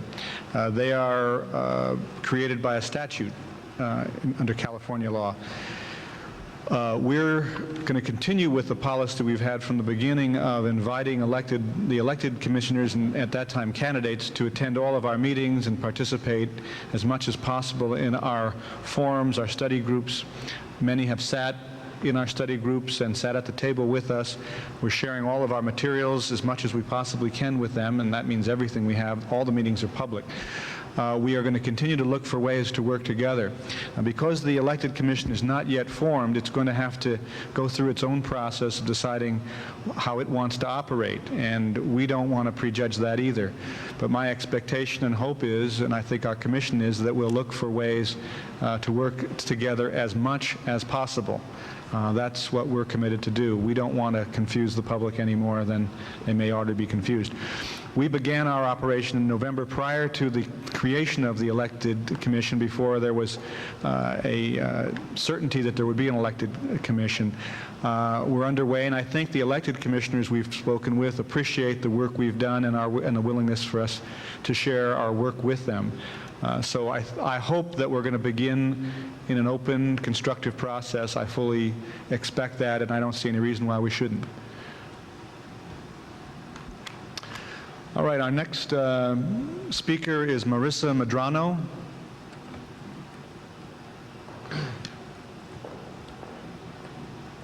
Good evening. My name is Marissa Medrano, and I am a second-year graduate student at USC. And I don't have any prepared testimony or anything, but I just had a question that I would like to ask and to see if you can answer me. I've been doing a lot of research lately on the education system here in LA, and I want to see if you had already started thinking about including the education system within the city government, whether appointed board versus now elected board. So I was just kind of wondering if you had already started thinking about that. Well, I'm going to turn that to our executive director with the first saying that I do know it's on our agenda. We haven't gotten to it yet, but Rafe? Yeah, The charter does not give much power to the city government over the schools, as most of you know. The main area is in the election and selection of officers of the Board of Education of the school district, and certainly within our participation subgroup, that is an area to be looked at. There has been discussion of expanding the ability of the charter commissions within Los Angeles to have a greater impact over that through legislation at the state level. This is all very new, and I don't know what the outcome of that will be for us. But as everything else is, it's on the potential agenda. And of course, it opens up huge issues to alter that relationship. And I think anything like that would require substantial public debate. Right. That's probably not something to be decided in a Right. I'm familiar small with group. the bill you're talking about, AB 281. Yeah. Yes, regarding school board restructuring. So Right. I've done a little bit of research on that too. So, but I was wondering, is it possible to include the education system in the city's charter? Is that a possibility to make that, or is it constrained statewide, local-wide? Pete, do you have any thoughts on that? Or we have, when in doubt, ask Pete. Pete Echeverria is an assistant city attorney whose expertise is second to none. Well, thank you for the praise, but I'm not sure that's warranted, particularly when it comes to education, since we've not been very involved in educational issues in the city other than the elections. It is a question that we're looking at. My understanding of the way that the state law is right now is that the state, either through statute or there are some constitutional provisions that apply to education, has essentially taken out of municipal control any of the matters that deal with the substantive educational issues and left only the election issues to the commission. That is one of the areas we will be looking at and advising the commission on, so that if there's any possibility and any desire to expand and explore into that area, that they would be able to do so. But my understanding is that they're very limited at this point in what they can do. Now, are you familiar with the city of Chicago, Mayor Daley? He recently, I'm sure you're all familiar with this, recently got control of the school board system. So do you know anything how that was done? Was that done locally? It was a statewide, I know that. I think that was a state Statewide. initiative, but I don't know much about it. No. Okay. Yeah, state legislature. My only comment to the commission is, it sounds like you have a resource here. Yes, I was just going to say. You should ask for a copy of it. Yeah. Your first call tomorrow morning should be to our office to tell us what you're working on and come Okay. to our meetings and be in touch. So I will be coming to the meeting, so I see this as my future paper for next year. So, I'm We'll always try to thinking get you far ahead. We'll get you a PhD out of this, if nothing else. Thank you very much. All right, thank you very much.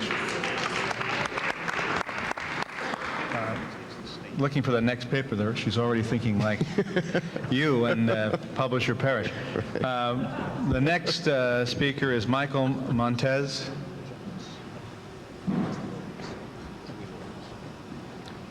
Buenas noches, good evening. My name is Michael Montes. I'm a resident of the Lincoln Heights district, born and raised. I plan to live my life here in Lincoln Heights. I'm never going to leave the city. I love the city. So the charter is very important to me. Its outcome is going to affect me and my future family. My question is, you were all appointed to represent the citizens of the city. I would like to know what your personal views, what direction do you want the charter to go in respect as to the mayor, to the council powers, advisory boards. What are each and every one of your own personal views on what direction you want the charter to go? Thank you. If there are commissioners who would like to address that, I'm happy to let them. I think that the overall comment that you would hear from most of the commissioners right now is that they're not prepared to talk about their individual views. They don't have, in many cases, preconceived notions. And part of the task is to cast as wide a net as possible and listen to as many people as possible. Our mission statement talks about examining what works and doesn't work. So we begin, in one sense, listening to what things are working in the city government and what things are not, and how many of them are derivative of the charter or not. And then asking more fundamental questions than that as to how can the system be improved in terms of accountability and responsibility. and ultimately making the document an enabling document for the government to perform in the best way possible. But I've heard most commissioners say that they are in a process of exploration and examination rather than confirming preconceived notions. But any commissioners who would want to comment, please do. Yes, Doris. I'd like to ask a question.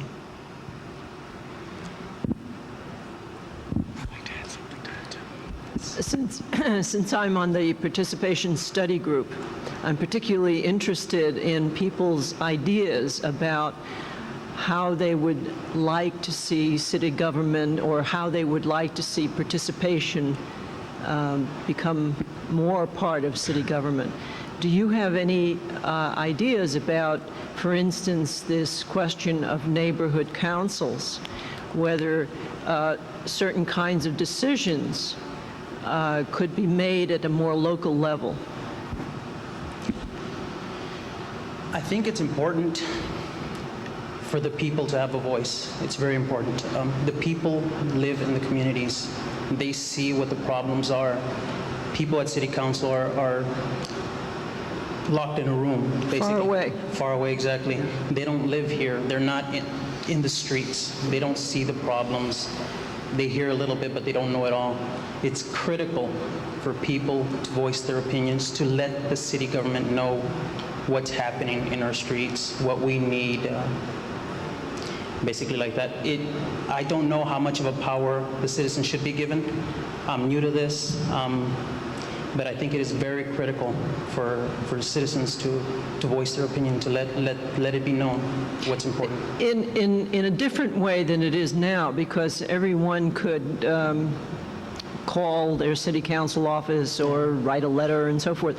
But are you saying that, if I'm hearing you correctly, that there should be some kind of a structure that would allow this to happen on an ongoing basis, in a smaller district, in a smaller way than currently is a city council district? Is that what you're saying? That's exactly what I'm saying, yeah. The way Father Santillan suggested that your commission work, where you come out and you meet the people on a one-to-one basis, that would be the best way that I see would work. If we could force, I guess, the city council to come down and talk to the people, have meetings, let them know exactly what's going on. That would be excellent for the city. Okay, thank you. Thank you. All right. Excuse me, Dr. Sonenshine wanted to make a comment. Yeah, I just wanted to add an invitation to that, which is, George is quite correct that the commission does not have preconceived notions, but if you want to watch an interesting process, every week we meet as study groups that are open to the public, and you can see the commissioners working with the ideas and the suggestions that are brought to them, debating them and discussing them. So it's a very rare opportunity to watch people coming toward the things that they'll eventually be recommending. And these are all open to the public, and we put out public agendas, and I really urge you to come and just be part of that process. Very good comment. One more thing. The way you're saying this is excellent. People can come, but it's difficult for people to have to come to you. Correct. It'd be much easier if you could come to the people. This forum is excellent. People from the community can come. If we have to go to downtown and go to a meeting, it makes it much more difficult for us to go. And as we go, we are considering among us the possibility of holding some of our study group sessions out in the community as well. So, thank you. I'll let you know. Yes, Luann Boylan. I'm sorry, I'm going to call you back up to the podium. You're really getting a workout here tonight. So. Michael, you're being called back. To take your point a little bit further, my question is, my sense is that just as many of us on this commission who were just common ordinary citizens until somebody said we were going to do this, didn't have much sense of what was in the city charter, so came into this having a fairly steep learning curve. Having gone to one public hearing so far, my sense is that a lot of the citizens of the city would not necessarily know what the charter is involved with. And my question to you is, would it make more sense maybe for us to specify topics that we wanted to discuss as opposed to the broad question of city charter, would we get more participation? Would people then hook into that more readily and say, gee, that's an issue I have concern about, I want to go talk about it? That would be excellent. If you could specify what needs to be worked on, that would be excellent. But the thing is, I'm new to this. This is my first meeting. To tell you the truth, I didn't know what the charter was all about, and I'm learning as I'm going. But I would like to learn more specific details, and that would be an excellent idea. Thank you. Thank you. Our next speaker is Ron Ingram. Either one. Pardon? You also know which one to go to. Either way.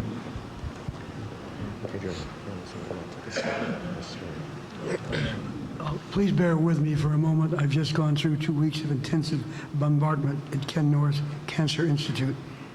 I can barely see you, and for that reason, I am funding and founding what Howard Jarvis did before, hoping to show at least 1 million voters or 500,000. I may not be here, but the funds will be there. We, the people, will speak. As some of you know, I was a senatorial brat brought up in the United States Senate. The question this gentleman brought up is extremely impractical. The City Council of Los Angeles only 3 times in its history has gone out, and the reason for that is they had to go into your pockets for hundreds of thousands of dollars every time they move, plus the fact the agenda always was slanted toward the district it was in instead of specifically the city at large. My concern is I see here 40% membership not present. 2 are missing who are very close friends of mine, 1 a former supervisor. I am deeply concerned. If that happened in our schools or anywhere else, all, pardon the expression, Hades would take place. I would like, Mr. Chairman, if you have the authority to pass on to John Ferrero for the City Council to be announced, those present and those absent at each of your meetings. If you do not do so, I shall ask John and contact every member of the council I know and have it so ordered. The public has a right to know, since you are appointed. And the same thing will be true of the elected ones. Now, you have that discretion at the moment. If it is not done, John will take that discretion from you. We've already talked about it. My great concern here is, you see these people. A few years, 18 years ago, there was a thing called the East Los Angeles 500, raised about $1 million for charities over a year. I represented Ronald Reagan, the President of the United States. It was a very strange situation because we were in no man's land being a Republican. But when they saw what we could do in government to assist them, that organization did a tremendous amount of good in this community. It has since been disbanded. I would like again to see it put together, but it takes participation, and any of you or all of you who head organizations, and especially you, Father, I'm very familiar with everything you do. When we got through, there was some excess money. Now, some of you may remember about 10 years ago when we had, for a solid month, rain here, and the state of California allowed an organization to put up a tent that covered the whole city block in front of the Times by the City Hall. Well, Senator Roberti called me and said, we made a big mistake, Ron. We need Republican money. We allowed them to have the tent. Bruno Occo paid for the tent. They have no money. In 5 minutes, I was able to organize the 20 largest corporations, myself and 5 personal friends, and raise all the funds that were needed. Now, the only reason I bring this up is when we got through, there is a wonderful, all of you know what TRW is. Well, one of those gentlemen, whose initial I won't mention, wife served for many years with me on a board at USC. He turned around and he and his national organization sent me an additional check. He said, Ron, you'll find some place to use it. We found that there were hundreds of young people in this community that could not go home for one reason or another after a judge could release them because of narcotics. We gave the money to a minister in this area, and he set up a house for these young people. Things like this need to be done everywhere, and especially in areas where we have low income. The only way we can do it is for these organizations to stick together. And may I respectfully suggest, sir, that you and this commission, this appointed commission, go out of your way, it's been hit by 3 different other people, to contact every member of the city council whose district you're in or the fringes. They have a list of all organizations, and get the information to those organizations, and the spearhead of those organizations can bring people out, because this is disgraceful what we see and what we saw in the valley compared with what your job is. And as far as the elected commission is concerned, I think I made my opinion of that very clear the last time out. But to get back, as I was saying, pertaining to that tent, the city of Los Angeles went to court and sued the county. The county went to court and sued the city. I wish Ed was here. The end result was none of them would touch the homeless. We had 10,000 people lining the streets in the rain. We needed the money. We got the money, and we got through. David said, "Ron, what do we do? It's still raining." I said, "You give me an extension of 2 weeks, and I'll give you all the money you want to take care of it." We must pull together. We cannot pull separately. But it's very important that people know what's going on, and the membership that's missing here tonight, it should report it to the council member that appointed them, John's 3 that he got from the mayor, his own extra one, because if we don't do that, then the public would not know. And one other suggestion, if I may, you excuse my voice, it's been tampered with chemically. After each one of these names, would you kindly in the future, underneath there, give the councilmanic district that they were appointed from, so that when you do go out, the people sitting in the audience know who their representative is, and if they have any burning issue that's not covered, that they can speak to that person. I thank you for your time and your indulgence. What I've requested, if you can grant it, fine. If you can't, I will go to the city attorney and to the council and have them so order. All right, thank you very much. The next speaker is Jim Bickert. Mr.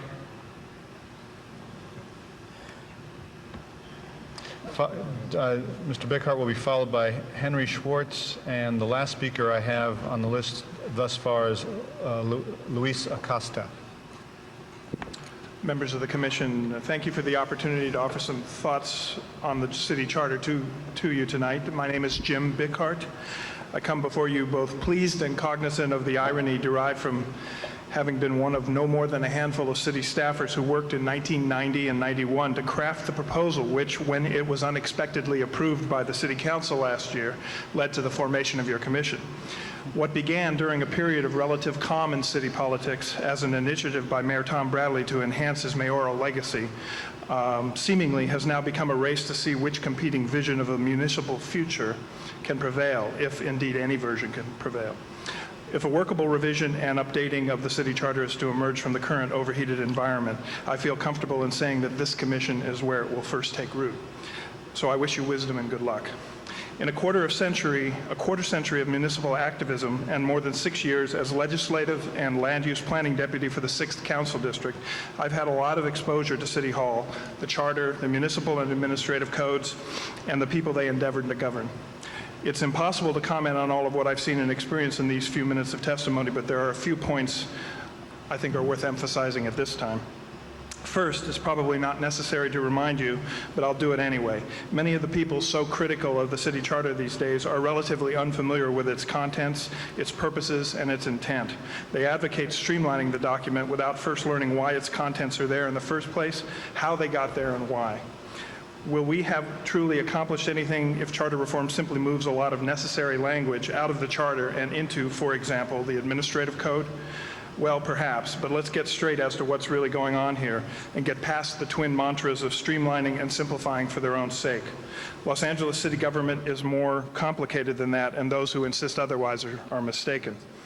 Second, as we read over and over again in our newspapers that City Hall is bloated, inefficient, irrational, unresponsive, we need to read between the lines. When the Daily News recently spent a week disemboweling city government for its alleged regulatory excesses, fat payrolls, and arrogant office holders, it spent altogether too little time discussing how these allegations came to be. I'll offer one quick example. The newspaper described the city's legendary land use and building regulations as red tape conjured up by bureaucrats, completely disconnected from the involvement of elected officials and their constituents. This is a drumbeat regularly offered by the business community as well. But most regulations are not created by bureaucratic staff in some back room. They are sought by one faction of the public or another in response to problems real or perceived. The bureaucratic departments respond to these demands at the request of the mayor or the city council, or sometimes a board or commission, or even, amazingly enough, at the direct request of the public. I know this is true because I was involved with it for 6 years. I'm not so modest that I won't admit I helped it happen in several instances. Third, as the city's budget constraints grew in the face of the recession of the early 90s and the specter of staff cuts loomed, it became obvious that the city's personnel rules, as they currently exist, are an impediment to productivity and efficient government. By this, I mean that the twin pillars of the unions and civil service have conspired to make it impossible to downsize departmental staffs without laying off the city's most energetic and productive workers while retaining the most tired ones. Don't get me wrong, I understand and respect the utility and importance of unions and civil service, but there are occasions when the gospels of seniority and strict workplace rules can be in conflict with the taxpayer's right to expect that government workers will make public service and not the next coffee break or pension raise their highest priority. In my 6 years of working 10 to 12 hours for a council office, I came in contact with all too few civil service employees who displayed a willingness to place finishing a project above making sure they didn't work 1 minute more than their work rules called for. I don't recall ever meeting a city employee whose docket wasn't full, but there's simply no doubt that some get a lot more work done than others. If charter reform will not and does not serve to create a better balance between the protections for municipal workers and mechanisms by which they can be expected to provide the highest quality possible work product, charter reform will have missed an important boat. Fourth and finally, the issue of moving power from the city council up to the mayor or out to the neighborhoods has become a central one. I do not believe investing the mayor's office with seriously more power than it now has. An effective, persuasive mayor has plenty of clout right now, and I question the motives of those who don't think so. In that sense, I guess I'm a typical community activist. On the other hand, devolution of power to neighborhood councils is a key proposal in the mosaic that is charter reform. I staffed 4 community planning advisory committees, CPACs, for the 6th district for more than 4 years, and I can tell you that these kinds of bodies can definitely play a major role in bringing municipal decision-making closer to the people. They also can be a major detriment to crucial decision-making. In our office, a good faith effort was made to treat the work of our CPACs seriously. For that, I give a lot of credit to Councilwoman Ruth Galanter, for whom I worked. Out of hundreds of cases, I can only recall a couple wherein she felt compelled to disagree with the majority or consensus opinion of a CPAC. This had the effect of tremendously empowering the CPACs and the other community members who participated in their meetings. The community had the opportunity to participate in an informed process and provide the council member with valuable guidance. In addition to the expected project-specific land use decisions, we use the CPACs as venues for working with developers to nurture their project concepts, to nurture affordable housing projects, to review and discuss city-wide land use ordinances, to mediate neighborhood disagreements, and to tackle other important issues facing the City Council. The CPACs essentially defined a workable position on the controversial street vending ordinance for the councilwoman, because it was roughly the same as the position the council ultimately adopted. It placed Councilwoman Galanter in a leadership role on the floor of the council. She spoke and acted for her constituents because they had had the opportunity to speak to her on the issue. So neighborhood councils can have a tremendous upside if we can define a beneficial relationship between them and the rest of city government. If we can't, we've got a problem. This was also graphically pointed out to us when one of our CPACs vehemently opposed the placement of a recycling transfer station within its jurisdiction, while a neighboring CPAC, fully supportive of curbside recycling, thought this project was a fine idea.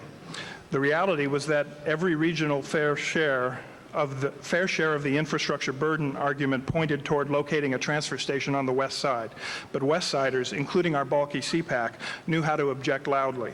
The transfer station developer ultimately caved in at the prospect of determined community opposition, and the citywide recycling program has had to roll out in a less efficient manner as a result. The lesson here is that there are some issues, infrastructure being an obvious example, where there may be an overriding regional or sub-regional interest that supersedes the desires and demands of neighborhoods for hegemony. As we use charter reform to devolve authority, we must also respect the larger public interest. Sometimes these conflict, and that's just the way it is. We must retain the means to make the tough, unpopular, but correct decisions, or we'll all regret it somewhere down the line. I once had a dialogue with a fellow community activist in my home community of Venice. He advocated turning over all the sexy land use and policy decisions to the people, much as do many of those who have been promoting charter reform, secession, and local empowerment in recent years. When I asked him about all the issues and decisions that take up most of City Hall's time, like which streets to repave this year and how to pay for it, or who's going to get the contract to issue dog and cat licenses for the next 3 years, he didn't want to know about it. That's not what this is about, he told me. He was about as wrong as he could be. As we engage in charter reform, the sexy issues are the ones that will engage the attention of activists and get the headlines. But it's everything else that will determine whether Los Angeles becomes more or less governable as a result of what you're doing. As the auto ads put it, we have to sweat the details. That's the only way this has a chance of success. I don't envy you the challenge you face, but not least because I helped create the circumstances that put you here. I hope to be able to continue to participate as you move forward. Thank you for your patience and attention, and I can submit a couple of copies of this for your record.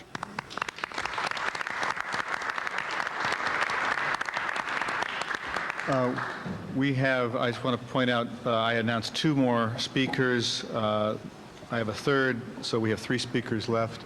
Next speaker is Henry Schwartz.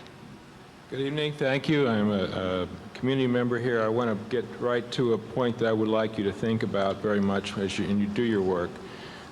This document suggests that we're looking at the question, how much power should this mayor and city council have? How can city government be held accountable?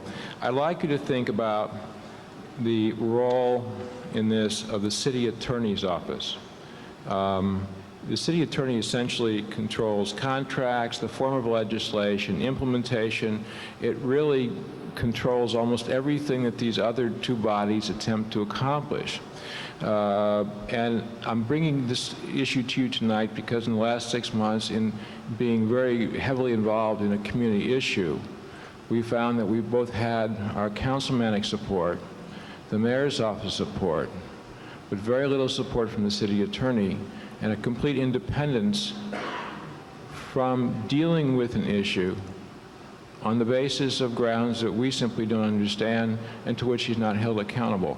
And I don't mean to, this is not an issue for this particular city attorney, Mr. Hahn. Nobody says anything unpleasant about him.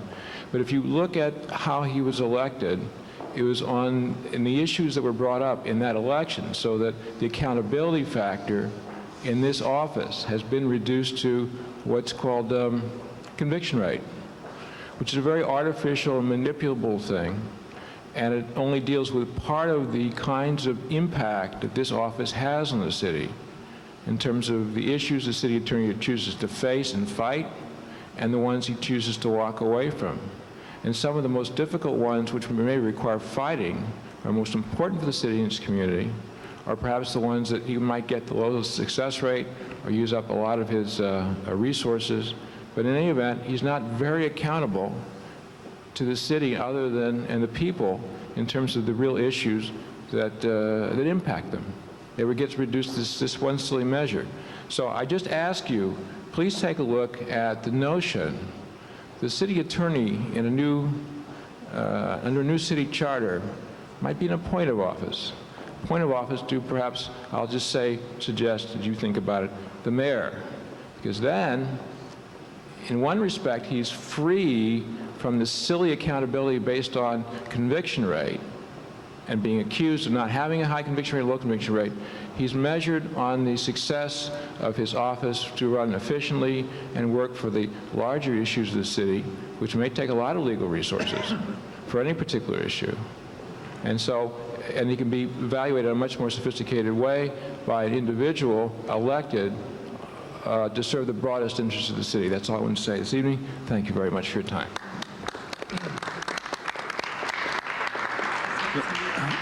Next speaker is Luis Acosta, followed by Jesus Encinas. Good evening. My name is Luis Acosta, and I am a proud employee of the City of Los Angeles. And I am involved with the joint labor team, which is trying to give the community, the residents of the city, better service, along with trying to save money for the city by being more efficient. I work closely with my union, Local 347. I was actively involved with and personally involved with Tom Hayden and the Tom Hayden for Mayor campaign. And the first thing I'd like to say is that in the 10 years that I've worked for the city of Los Angeles, I have never needed the union to come and save my job for any disciplinary action.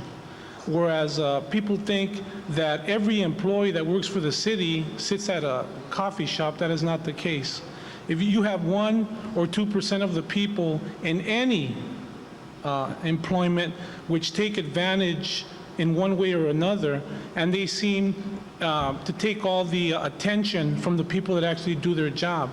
I don't know how familiar you are with the program that we have in the Department of Sanitation, but we are fully automated in rubbish. We are fully automated in green waste recycling.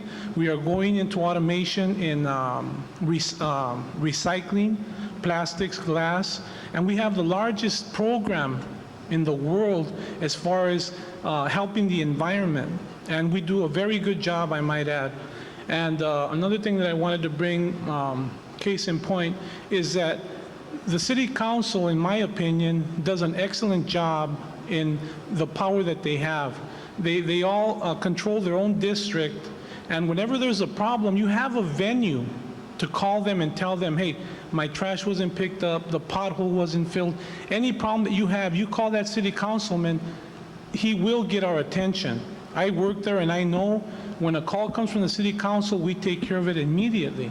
So there is avenues. Getting back to the private contractor, if you go and you tell him that your trash was missed, he'll tell you, we'll come back next week. As far as costs, we are very competitive with any other organization, and it's just the facts are not being exposed in a correct manner. And that's something that we're going to bring about as time goes on so that you can see how valuable a civil service employee is.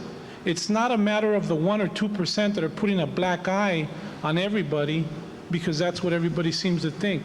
I am very proud of my job. I enjoy my job. I enjoy working with the public. I try to do the best job I can. And basically, I just wanted to say something positive here for civil service. All we've heard is negative. And as far as the protection, I've never needed the protection. But in case somebody tries to abuse the protection that it affords me, then that's when it'll come into play. But most of us that work for the city of Los Angeles are proud employees, and we do our job to the best of our capabilities because we do get paid well. We have our protection, we have our benefits, and that's something that we really value. And that's why I came up here, and just to let you know that there is a lot of us out there that try to do the best job we can for you, the citizens, and everybody here in attendance. Thank you very much. Thank you.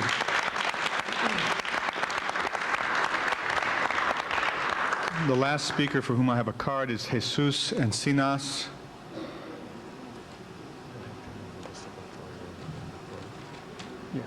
I just want to make one comment, is that it'd be nice if we had like a summary of the city charter, maybe a 1 or 2 page, so you can distribute to the public. So so you would have distribute a summary of the city charter, 1 or 2 pages, and distribute it to the public before a meeting. That's my only, and then I know you have a hard task in front of you, so good luck, and if you need any help, I'll be more than glad to help. Wins the best comment per second award. Gloria Michelle, I wanted to call on you to make a couple of announcements that you were going to make about television, and then we'll close the public hearing. Okay. El canal 35 está grabando la junta y la televisará el 10 de julio a las 9:10 de la mañana, el jueves 10 de julio a las 9:10 de la mañana y el sábado 12 de julio a las 10 de la mañana. What I just said in English now is that Channel 35 is taping this and will air it on Thursday, July 10th at 9:10 a.m. and Saturday, July 12th at 10 a.m. Sure, Thursday, July 10th at 9:10 a.m. and Saturday, July 12th at 10 a.m. You're welcome. Right.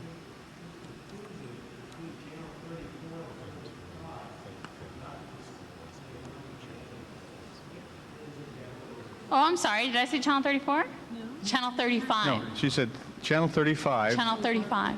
Which is the city's television station. It's the city's television You find it on your own. It's going to be different, I believe, different cable systems. No, it's 35. Is it 35 throughout the city, Sharon? I'm sorry. Does it have call Channel letters? 35. All right. Those of you with some questions for Gloria or others, we can talk. I'm sorry. Does Channel 35 have call letters? Does anyone know? No, it's just the City View. I want to thank you again for participating in this public hearing. It's been helpful to us, and I want to remind all of you who spoke or who just participated by attending that this is the beginning of a public hearing outreach program. We began in the San Fernando Valley last month. We will be continuing. Our next hearing will be in San Pedro, but we expect to be back here again. More importantly, we hope we can continue to communicate with you in the various means we described this evening, and we've got many of your names, and we will attempt to be, I guess, adding you to mailing lists of various kinds. So thank you again. Unless there are comments by other commissioners at this time, and I see no hands raising, the commission meeting is over and the public hearing is closed.